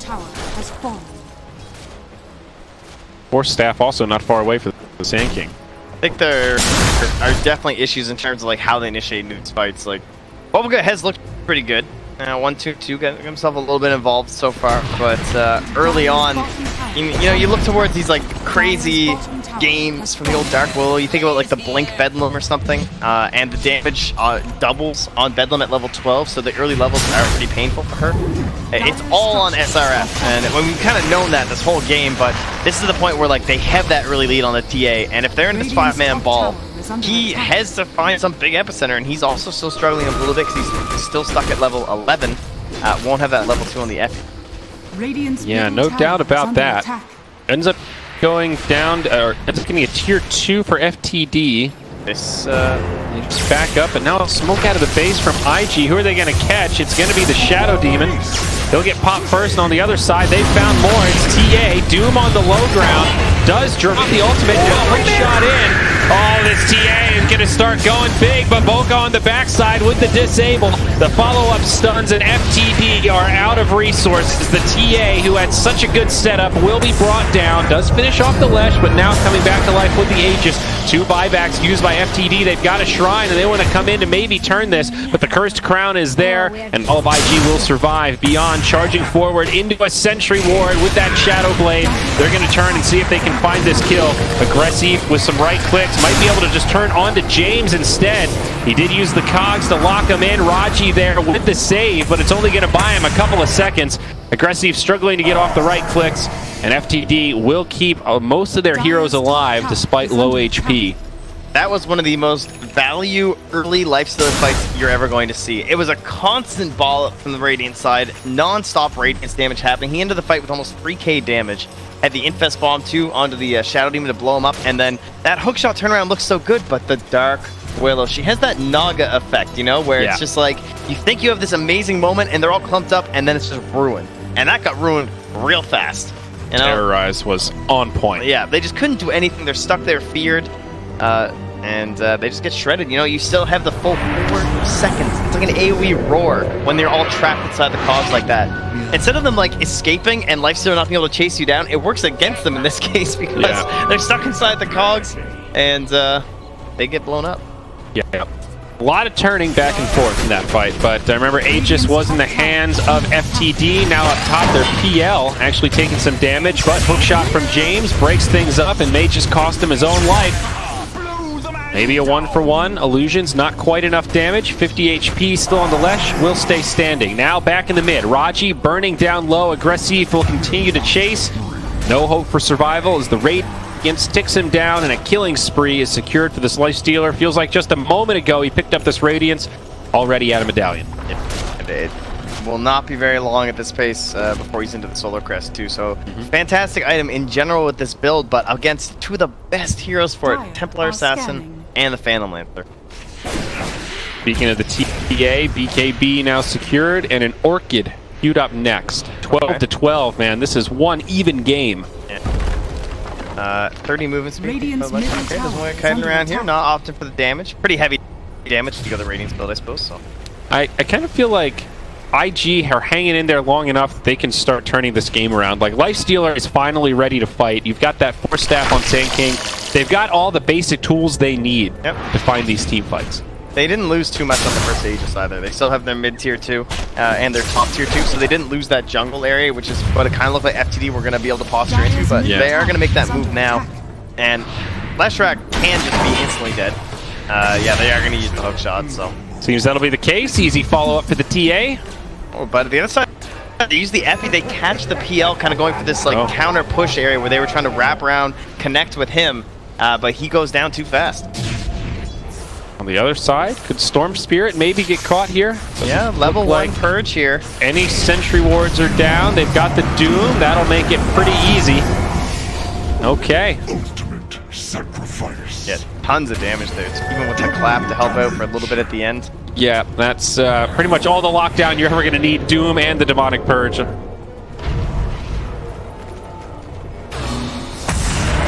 TA now caught by the Cursed Crown. Follow-up stun. BKB, though, keeps her alive. No support inbound. James does not have a hook shot, but will rotate through. They'll actually get the counter kill onto Baboka. His teammates gotta leave him high and dry as they split into the trees. FTV. These are the moments where it kind of feels like they're in control for IG's side too. Like the Aegis is down and everything, so you don't have this 5-man ball for FTD really going on. They kind of want to spread up and farm, so I think IG are the ones expecting to kind of take over here. So every single bit that they like drop in these moments is very bad for them. They, I assume, will want to just go for another infest here, and it looks like they're starting to group for it. Thinking about smoke play, perhaps. Lesh does have a couple, but instead just going to push out the lane first. Solar Crest up on Lifestealer, and Yasha coming up next. One of the things that LGD does very well with the Clockwork too is that you'll always see why just using the flares to constantly push far away lanes, and then that way they can stay as a 5-man unit without having to worry too much about the split push. So like constantly keep some annoying lane going in your favor. It's also a pretty good way to keep your farm going up on Clockwork without staying on the map too. Yeah. You can at least be a little bit hidden. TA still maintaining a pretty nice farming edge over the Lifestealer, up by about 50%. PL, well, he's got a Heart of Tarask on the way. Still some farming to do, but he's beefing up. Skipping the Manta, however, so going Diffusal just right into that raw HP. I do think that IG should be running into trouble now because historically, if you look at this draft, you could see that maybe like spreading out and stuff for FTD would create these problems, but they actually have such good wave clear because of the Templar Assassin and the way the traps work now. Like, she was really far ahead in terms of experience, so she's well past level 18 now, almost into level 20. She has that max trap damage, she's the talent for the trap damage, so she can focus like 2 lanes essentially by herself. Fairly impressive. They've got this bottom lane pushing all the way into the tower now, as Sand King's probably going to wipe out the next one, but that comes at a cost, because Sand King is essentially their best wave pusher, but he isn't able to just like play in the fog or anything, so he's helping to set up for infest ganks. If they want to fight, they basically need Storm, Sand King, and Lifestealer to be there. Yeah. And they don't feel comfortable leaving left track alone to push waves, and that's pretty much what he's doing bottom now. Yeah, it's falling quick, and with that minus armor, they will get it. Lifestealer, he almost gets there in time, actually, but Roshan falls. He's inside this Granite Ancient Golem. On the backside, though, it's the Doom that gets caught. He's going to go down first. However, they lose the Storm. Hookshot down below onto Baboka. IG just getting picked apart one at a time. Aggressive with a TP that actually works. It's a close call, but he does make it back. Now Q, it looks like he could get left behind. Trax slowing him down as Raji closes the gap, gets off the disruption, and TA with a Meld Strike will make it an easy kill. So big win for FTD at the Roche Pit. They go 1 for 3 and still have the Aegis ready to rock. Well, at the very least, they don't have a Bloodstone on Storm. Positive thinking here if you're IG. Yeah. They did get the tier 2 to the bottom lane, but losing the Aegis and the Cheese over to the Radiant side, both of them still available. Who's got the Cheese? PL. There it is. Yep. And now he's close to the heart. Nice play by Doom, too. As they're finishing up the Roche, he just runs forward, tries to ensure the fight goes all right for them, just gets off the Doom, and then provides the vision for TA to clean it up. Well, FTD will stay in enemy territory, grab some bounties, and maybe just push in that last outer tower, still a tier 2, about half HP for IG in the top lane. They're going to smoke up themselves. They've just picked up the Crimson Guard on Sand King. We'll obviously add some survivability in this fight. Also, Lincoln Sphere now completed by the Storm. Smoke on smoke. Who's going to jump who? Doom gets caught first, but Hookshot in the other side. It's broken into 2 fights as they trade Doom for Lesh. Now Raji getting focused, but gets off the disruption. TA with a lot of damage. Does click down the Willow. Buyback there. Now more action into the fray as the Crimson Guard is used. It's mitigating some damage as Aggressive stands his ground against the TA, but not winning this battle. It's going to be a close one. The Bedlam's there to help him finish it off. Aegis on the way back, but PL with a Doppelganger trying to finish off the Storm. It's going to be close. Rocket Flare will get him. Aggressive now trying to move around the trees to survive. The Roche spoils are just too much. FTD starting to overwhelm them. Raji still topped off. Drops the disruption onto SRF. Closes that gap for the Phantom Lancer to get in. The Shrine, it's used. It's going to buy him a little bit more time, but it's not enough, Trent. And it's another big fight for FTD. Of course, it does cost them the Aegis, but more economic damage and the biggest lead we've seen yet this game. Yeah, it really is just too much, honestly. Like, you see it just in terms of the XP there. My God, they're going to gain like 4K over them. But they almost got the PL. You know, there's a big play from SRF. He comes in, stuns up the PL, but it wasn't quite enough to burst him down. So the Cheese is popped. He heals right back in there. Yep. And look at that dire side too. Yeah, buyback from the Dark Will actually managed to out-damage the Radiant, but it's impressive that the Lifestealer survived as long as he did. And if there's no Aegis on that TA, it would have been a much different fight. He would have had the ability to reset. The Radiance has proved a pretty effective pickup alongside the Solar Crest. You get all that evasion, especially once he hits level 20, even more so. IG can still hang on a little bit longer. Of course, no damage done to their high ground. They did lose that top tier 2 tower, though. The map control going to become a big issue as Q getting scouted out by Beyond. Walking by some sentry wards here. He'll be just fine. His BKB, 10 seconds, ready to go. And TA now with an MKB also. So that evasion I was talking about completely countered, but they catch an initiation. Follow-up fear from the Willow. Storm zips down, looking to grab Raji as a dive back on him. But now the Sand King takes the Doom, and James grabs 2 with a nice hookshot cogs. Bedlam might turn it the other way, but up top they're going hard on the Lifestealer. He rages, but still gets brought down. 2 for 4. Storm the only one to survive as he's able to zip back to the high ground. Yeah, a bit of a desperation play there. It kind of worked out in the fact that they were able to terrorize back TA, but their focal point was on a Shadow Demon. So that, okay, yeah, you scared away our TA, and in the chaos you killed our SD, but it had to be killing the PLs, like the only way that works. Well, they will grab the TA. XXS with a big mana pool, able to take them off this tier 3 tower. That's a bit shocking. Beyond with BKB, walks into a Sentry Ward.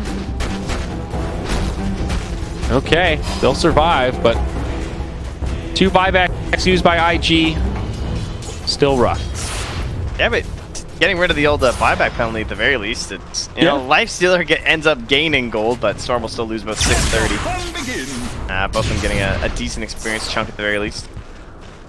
Yeah, much needed, I think. TA level 24, Storm the next highest at only 21.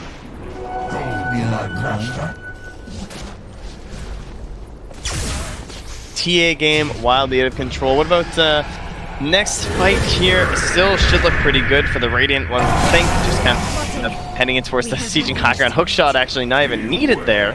Is Raji cleans up. Yep. There, Willow. That's Shadow Poison. It hurts. Himself 2 levels for it too. 15 and 16. Pretty nice for this Shadow Demon. Pick proving very potent this game as he picks up the next Tome of Knowledge. Smoke up for FTD. Gonna move through the Radiant jungle. See who they'll find. Maybe this target lurks bottom. Storm, not the easiest one now that he's got the Lincolns. BKB gonna be up next.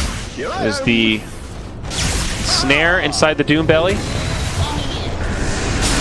Looks like they'll find the Sand King instead. Still no ultimate, but they interrupt the TP. Nice use of the cogs. Fiery sword. No options for SRF. Nice gank there. So hard to find these juke plays in the trees and everything up. It's clockwork. Just makes split pushing very difficult.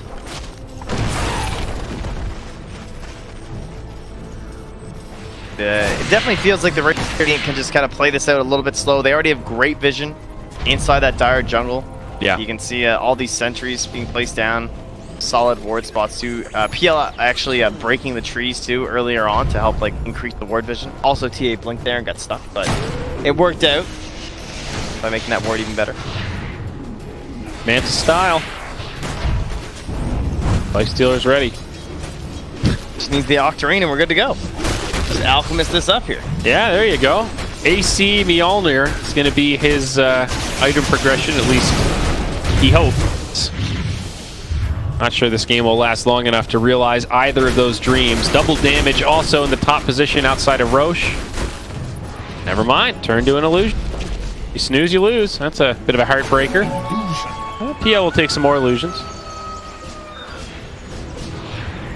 Now smoke the other way. It's IG ready to catch one. They've got the surprise inside the Storm here.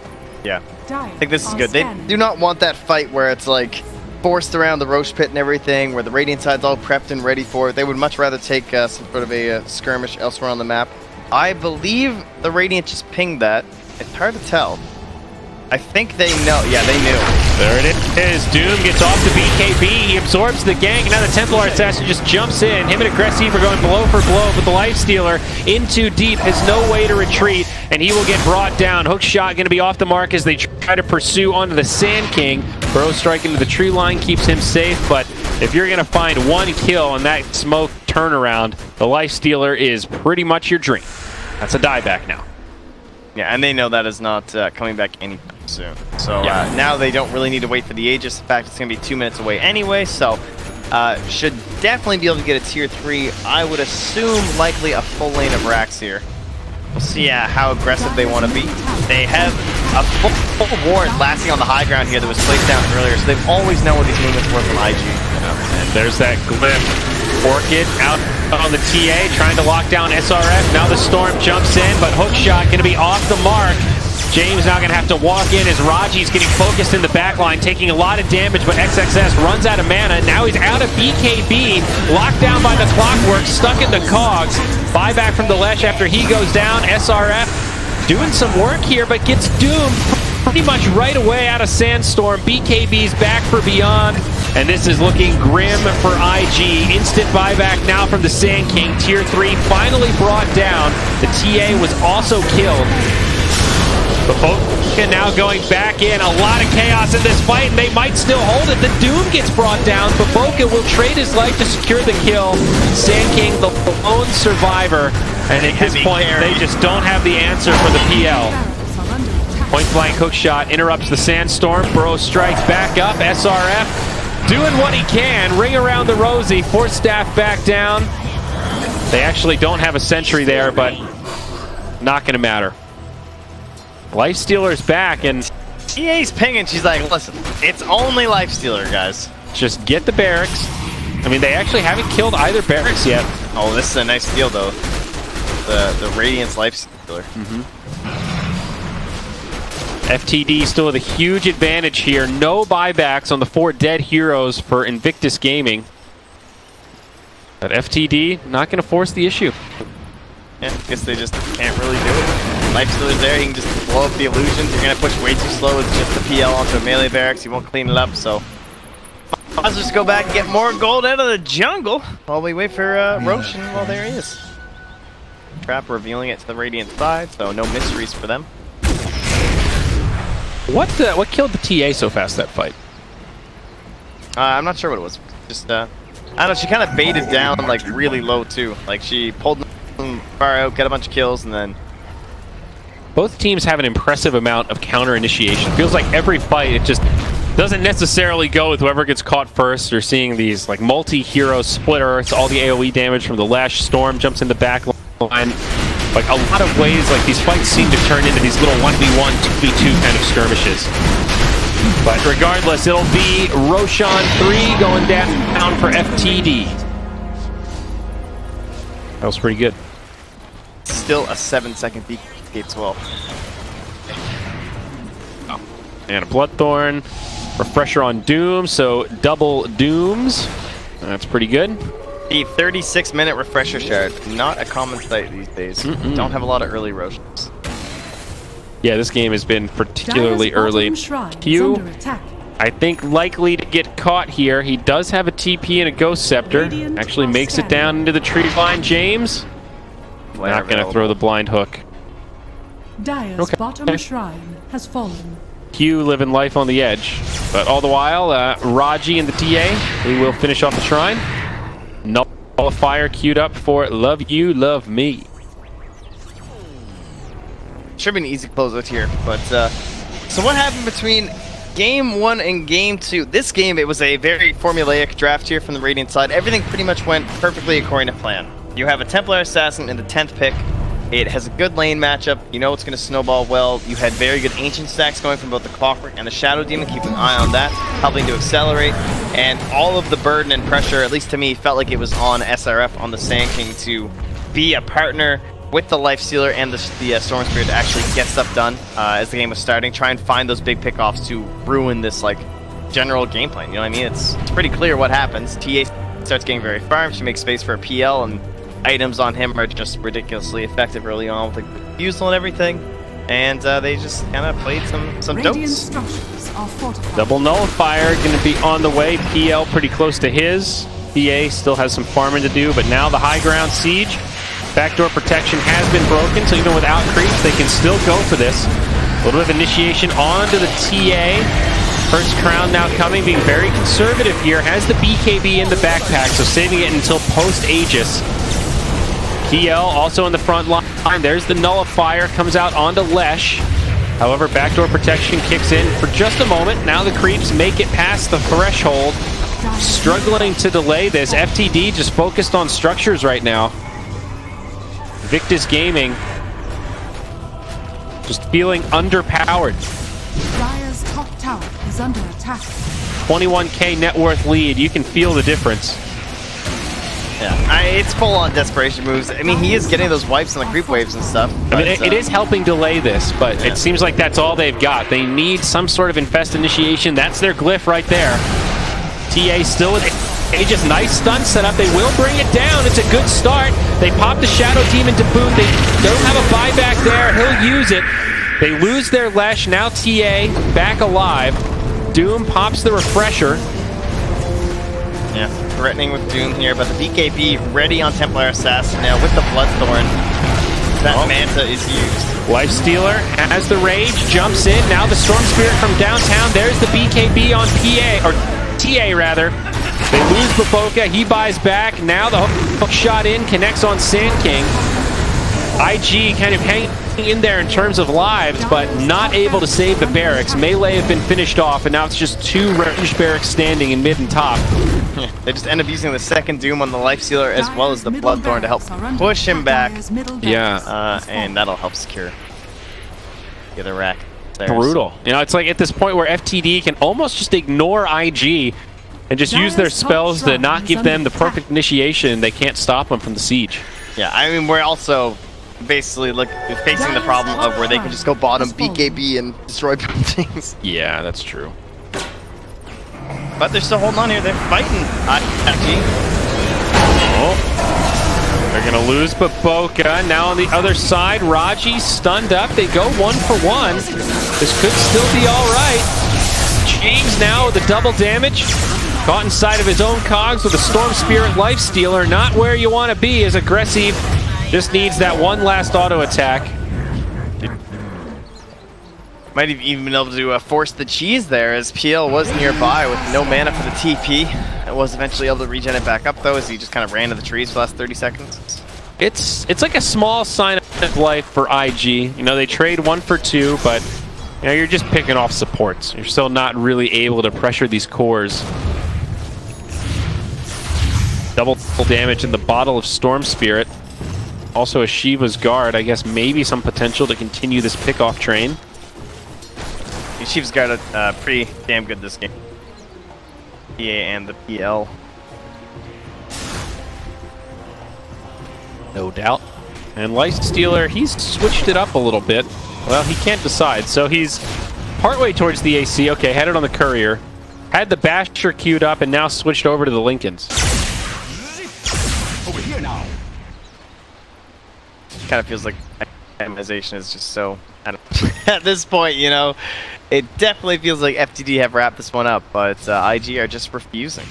They're insisting they show us how you high ground. And so I think that's what we're just going to get here. They're going to start pushing in bottom. Still another 2 minutes till Roche, though. And considering the state of the lanes, it's likely we'll just end up waiting for that unless they really just want to try and force mid and bot at the same time here. Top tower is under attack. But Sand King helps keep the mid out. And many a Radiant hero are starting to gather in the bot. Radiant's top tower has fallen. Top tower does get finished off by illusions and the help of that siege creep. Double catapult action going on. TA is still so nasty though. 42 minutes in. We're going for the smoke play finish here. End of this game. In terms of buybacks for the Dire side, we have the Sand King. And the rest are gold timer on Dark Willow. So if they get a couple big kills, there might be buybacks for IG. But for now, only Sand King. Zip out. Storm just clearing up illusions and some of these creeps. Hard to prevent backdoor protection from getting broken at this stage, but creep damage does add up.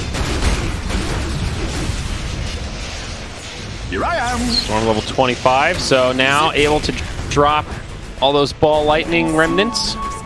Pretty nice. Certainly makes pushing a bit more annoying. It definitely felt like this game was, you know, there was a turnaround chance. Okay. This is the jump. They make it onto PL, but he's got some help. It's not enough. PL goes down right away, and now Doom, BKB'd on the run, does still have a Shadow Blade, but they'll grab him, and he goes down. It's a quick 2. Buyback from the PL to get into the fray. TA wants to fight, and she'll do some damage to Q as James isolates Baboka. Aggressive gets brought down. No buyback there. And even after a sloppy start, FTD will still be able to clean this up. PL is here. Buyback now from the Lesh. It is a 4v4. That's a great buyback from the Radiant side there. The PL. It's just, yeah. You just get back into it, right? Like, there's a Doom on the life killer, get back in, finish him off, because you know there's no buyback. Or I guess they didn't know for sure, did they? Because he didn't have timer, but they would have seen the AC. Yep, nice stun on 2 from SRF. Sets it up, Storm jumps in, TA's down. Buyback now there, they'll get Raji in the back line.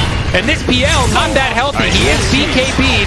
She's still available, doing big damage to the Lesh rack, but Lesh still standing. Now they get SRF. James in the back line doing a lot of damage, and they'll finally bring down the Pony Boy. Buyback's coming if they've got it. Tier 3 falls, but bottom lane of Barracks still there. They get the stun onto James, trying to make the retreat. Lotus Orb helping out, but Storm with the BKB will just commit for the kill, and he does find it. Yeah, TA thinking about going back in, but no way to pop the Lincolns there on Storm, so can't find her moment for the Bloodthorn. Storm now the only one with buyback. One of these situations where it feels like the aggressive buybacks from FTD are the play to just close out this game, but they're struggling. Yeah, they need to go Roche right now. Do not give that up to the Dire side, and oh well, just in case there was any concern, there's a DD, so life's gonna be over. Sweet. Well, EA also eating a moon shard, so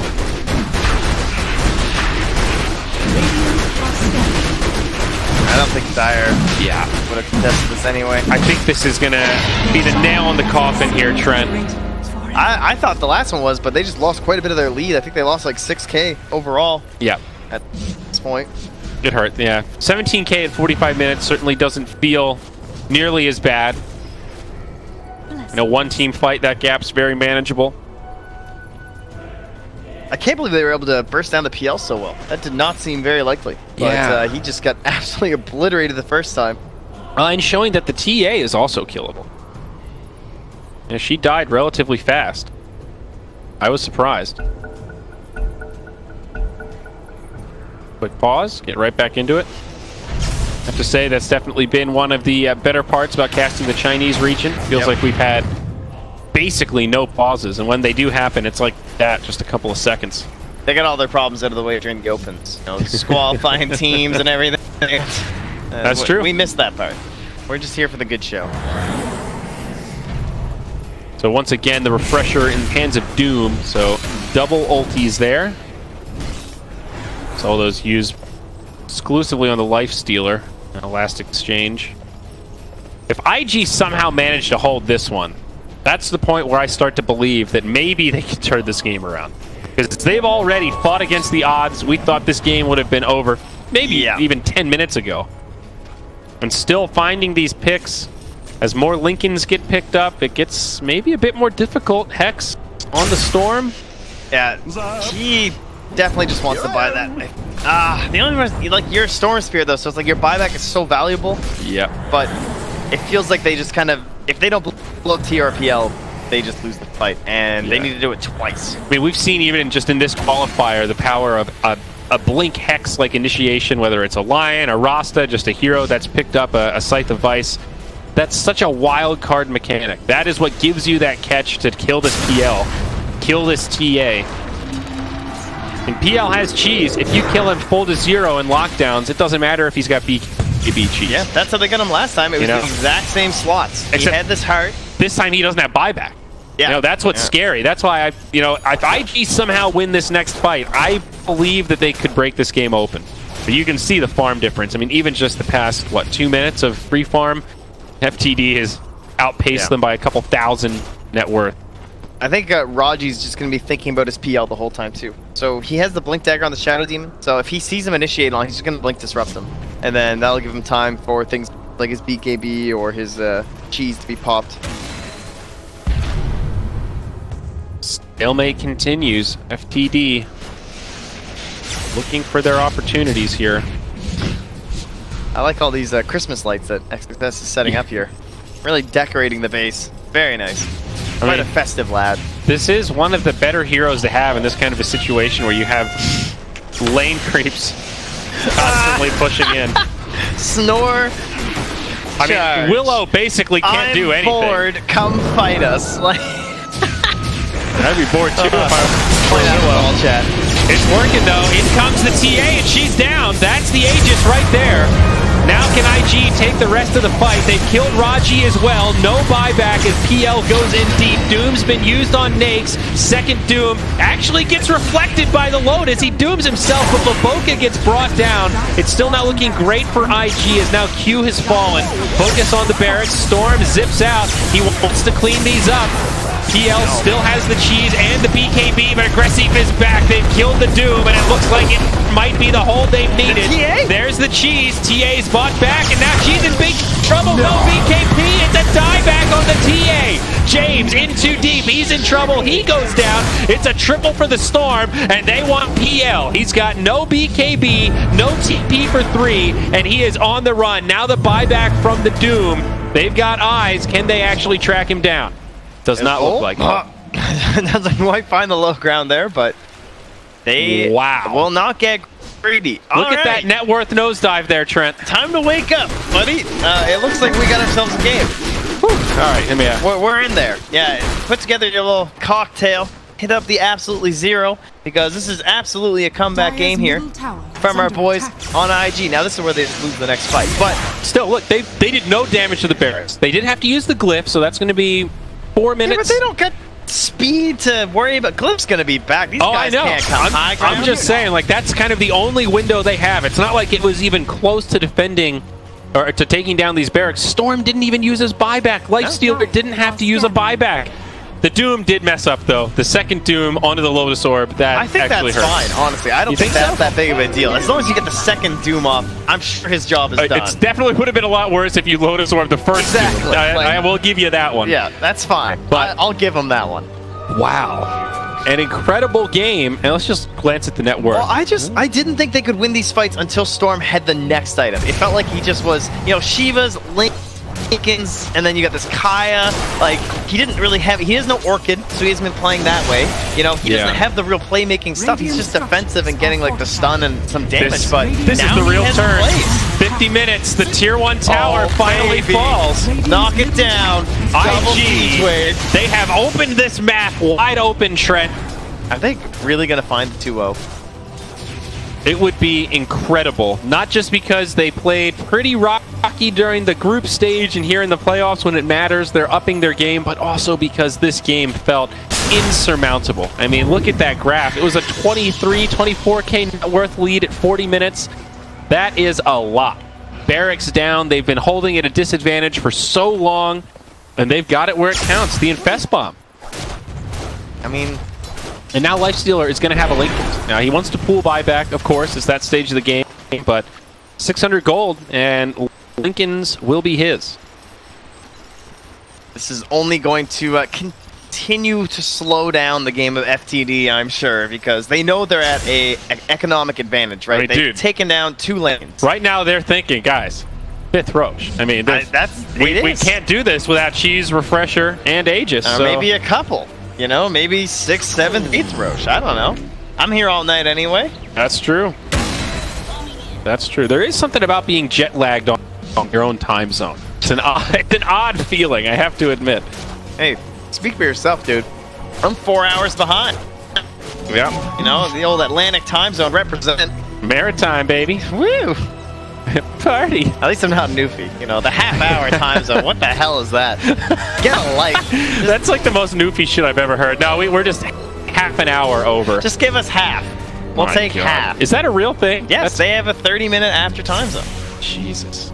So they're 4.5 hours ahead of old dear LA here.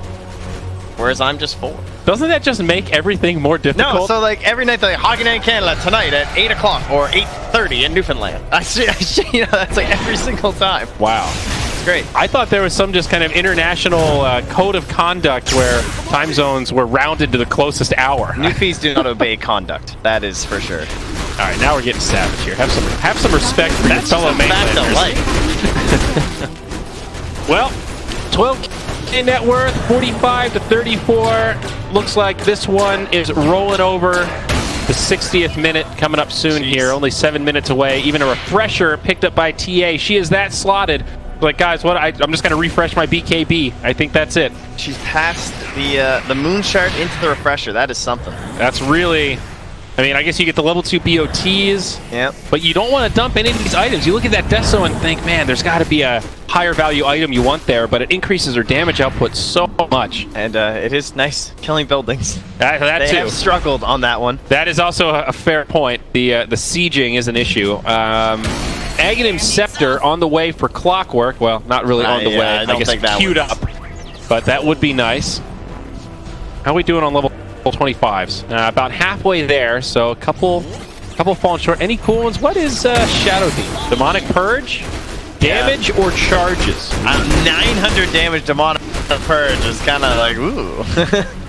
But charges is also... Yeah, I would say probably the charges of Disruption. That's pretty fun. Okay. In a game like this. Just too many, like, yeah. Maybe it's good enough now with the constant Dispel, with that, like, how ownage that ult is. Yeah, that one feels like a little bit of a toss-up. Leshrac, lowest level in the game. Not much changes there. I guess that lightning slow is pretty annoying, but... Do you double your Edict explosions? That's such a weird 25 talent, you know? 75 minutes in, don't worry guys, my Edict is really exploding. It's a lot. It's a lot. But is it better than the additional slow? I think it's only good when you're like super farmed in your core Leshrac and you buy Refresher or something and you just have like double Edict going. Now that's a sight. We had that the other day too. That is the real disco ball Lesh right there. The meme before the meme. Actually, what are Willow's 25s as well? Oh, we're gonna hold that thought though. Initiation onto the illusions only. Not ideal perhaps, but Nullifier, I guess, was reflected by the Lotus and then disjointed there by the Doppelganger. Oh yeah, Willow's got a 200 attack speed. Not gonna happen though. That'll be the 1.5 Terrorize, I'm sure. In this game, definitely. We've seen so much clumping. We've already seen that be a game changer. That's a pretty good one. Here we go. Into Storm Spirit. Storm Spirit with a surprise. He does have an Arcane Rune on. Who are they going to find, though? They jump up to the high ground. It's the Clockwork. James will get focused first, but now on the low ground, Eon Disc keeps the Lesh alive. It's a 4v5. No buyback available. They're going to find Raji. He gets off the defensive disruption. That buys him a second, but now the Shadow Demon's down. Instant buyback there around the backside. Now the TA joins the party, getting the Storm Spirit low. He's muted. He's going to be brought down.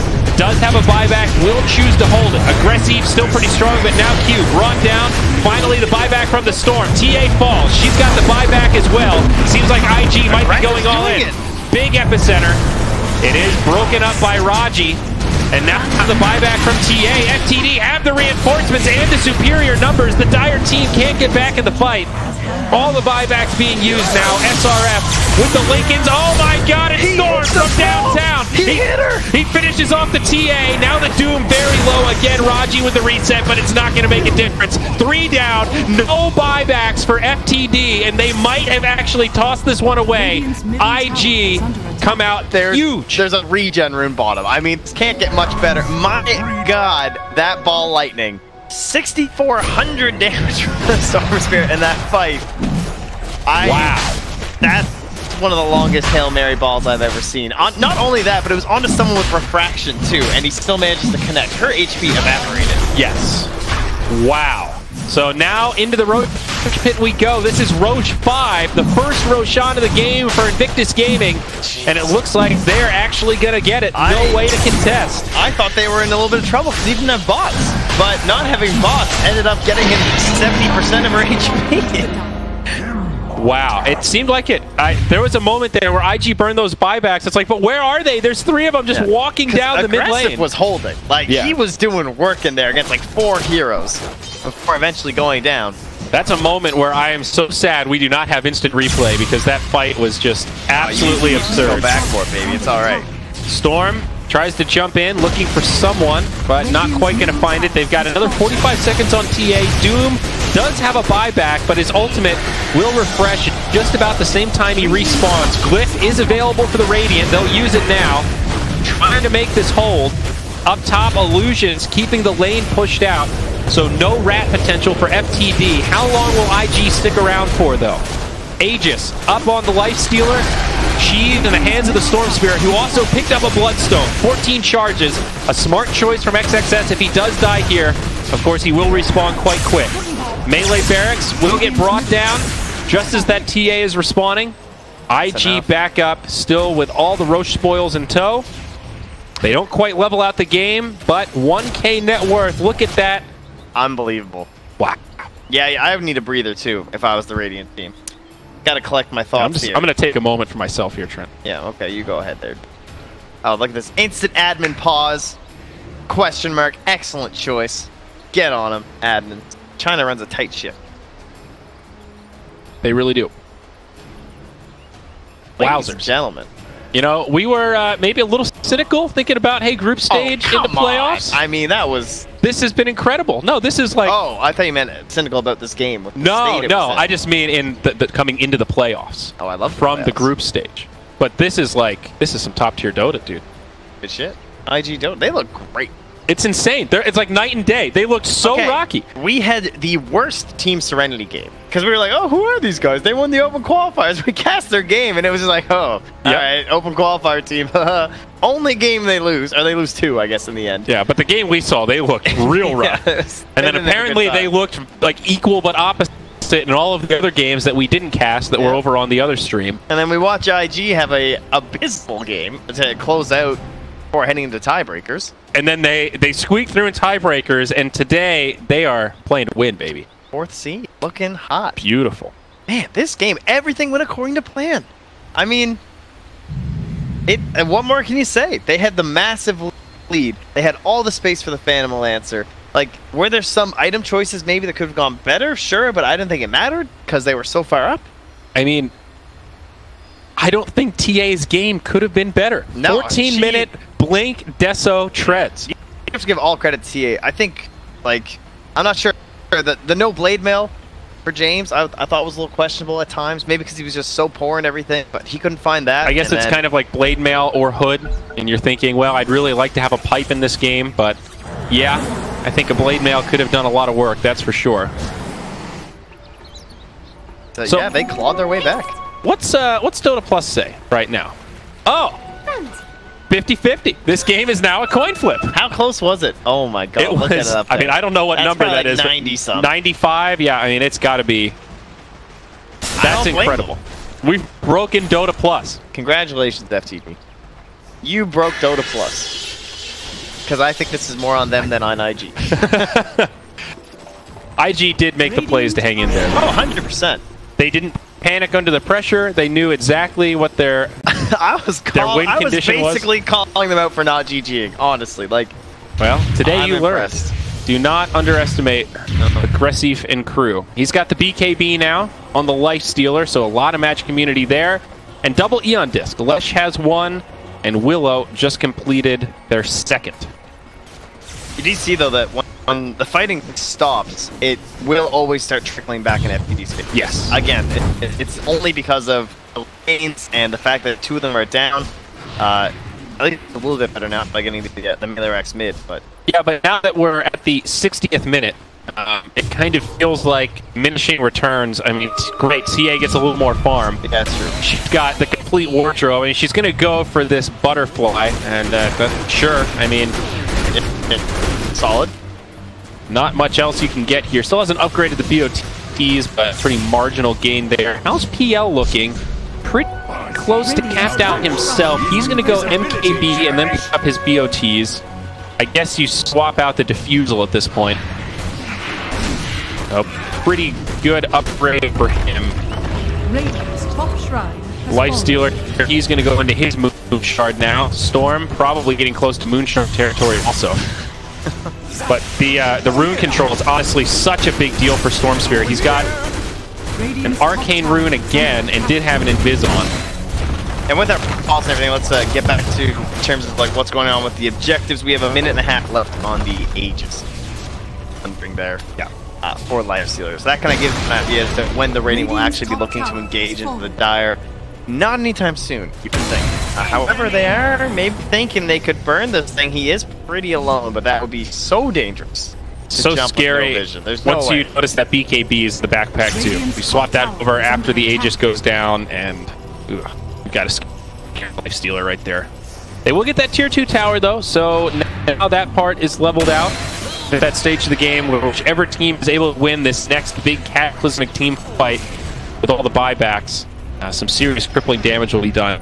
After that last one, it's like, sure, FTD lost the melee racks mid, but there's still a tier 2 standing up top. Pretty unlikely that IG would have been able to finish the game there, but with their base all battered up, with one tier 3 down, IG could actually go for that death push if they don't have buybacks like we saw before.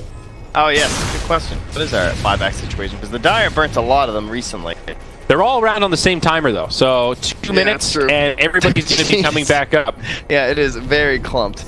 The latest one at 2:20 now for the Lifestealer. And that's where I think the level 2 BOTs are going to start to come in handy, just so you can get back into the fights immediately with a buyback. And that was one of the issues for IG, like we talked about.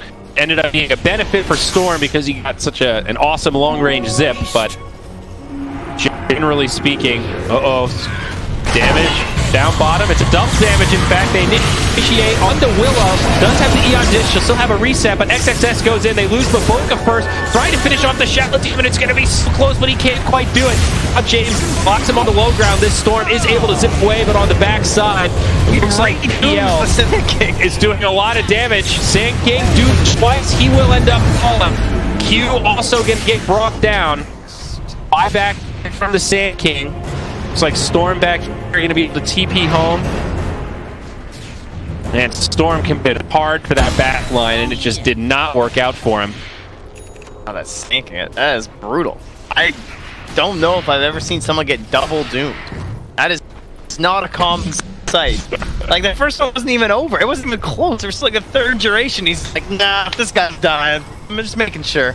I mean, Sand King does add a lot of damage.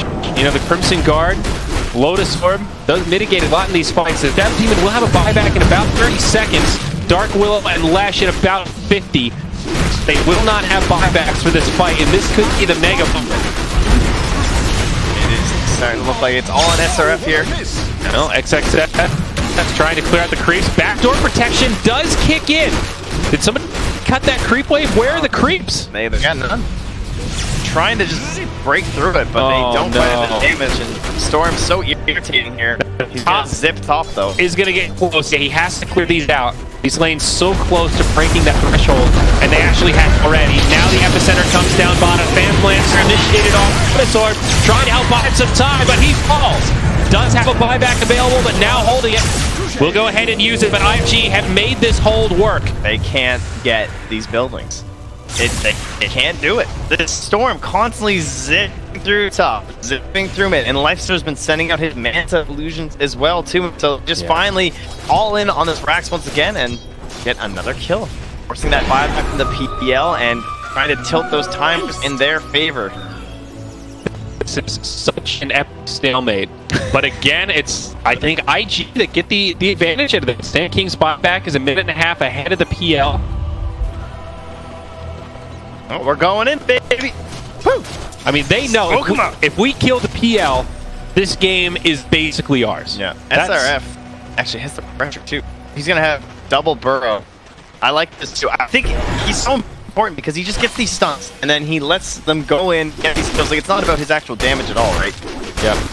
But he's just scouting to help provide the right sight. Also, no refresher on Doom. He will have the ultimate, but not going to have trouble. Here we go. They jump in hard. The PL's in big trouble. He gets disrupted and forward stab back. It will cost Shadow Demon his life and maybe even the Doom, but TA in the back line does bring down the Willow. XXS running low on mana, still zipping all around. But there's a huge heavy from SRF. He brings down the TA. Now the buybacks fly. FTD could still hold off to this fight.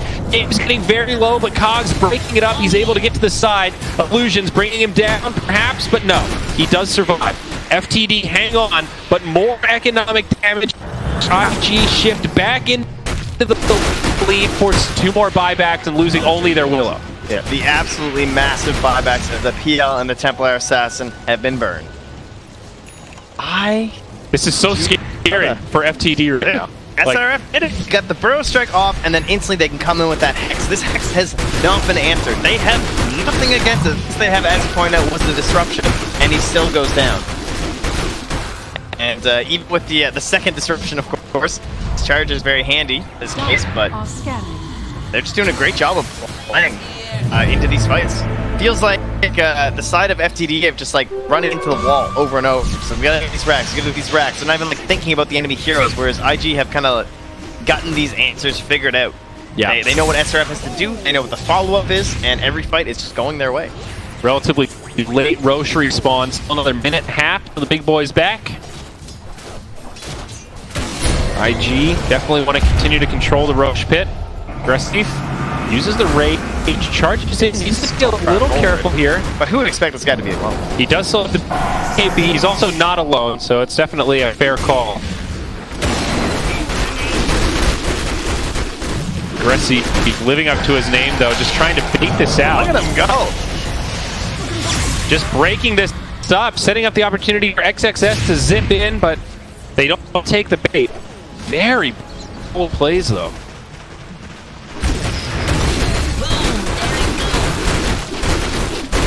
Double Doom going to be available in about 20. They do not have a gem though, so they can't get rid of the TA trap in the pit. Oh no, they do. Sanking has it. Okay, so SRF just needs to kind of wander over and hopefully eliminate that before it becomes an issue. You can definitely tell what IG want right now. It's that Roshan up in 30 seconds. With the Storm, I'm able to keep these lanes pushed out pretty well. And now he gets the upgraded BOTs. Yeah, they'll find the TA trap answer. Man, that level 25 Storm talent is so incredible for keeping lanes pushed out. Yeah, it feels like a mid techies. Yeah, it's so much time, you know, that's the main thing. It's like, yeah, Storm can clear waves anyway, but it's just how much faster that you do it. Yeah. Zero risk as well. Now back towards Roche. Now, they have the Lincolns, but he only has the War Stomp on the Doom. This is very scary. FTD will not give this up without a fight, but they definitely have to be cautious. PL, TA, no buybacks. On the Dire side, it's just the Sand King and the Willow. They're gonna sneak their way in? I mean, I say sneak. They know, but... Spear from Willow. They're gonna set this up, and PL is the first one to get caught.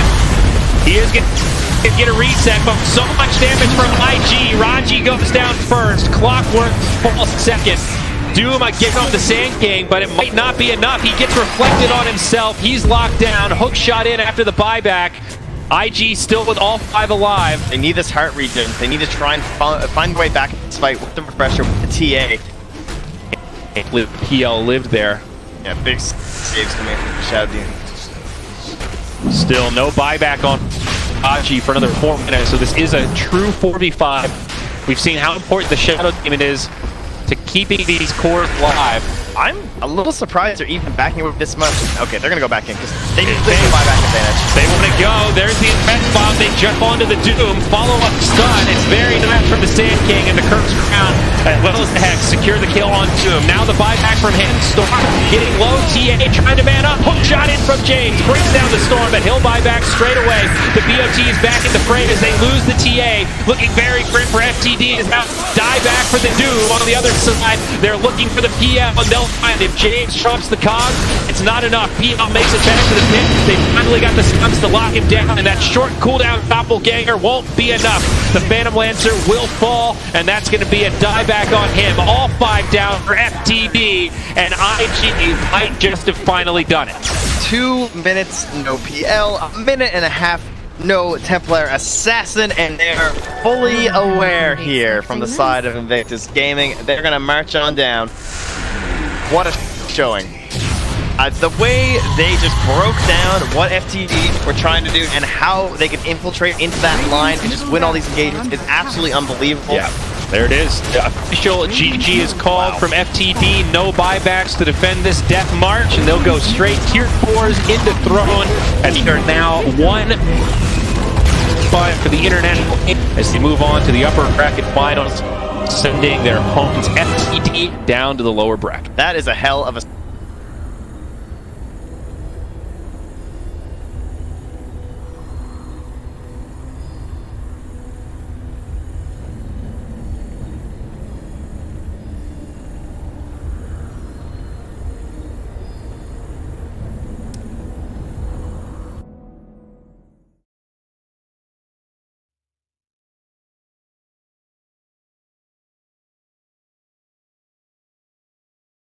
Bye.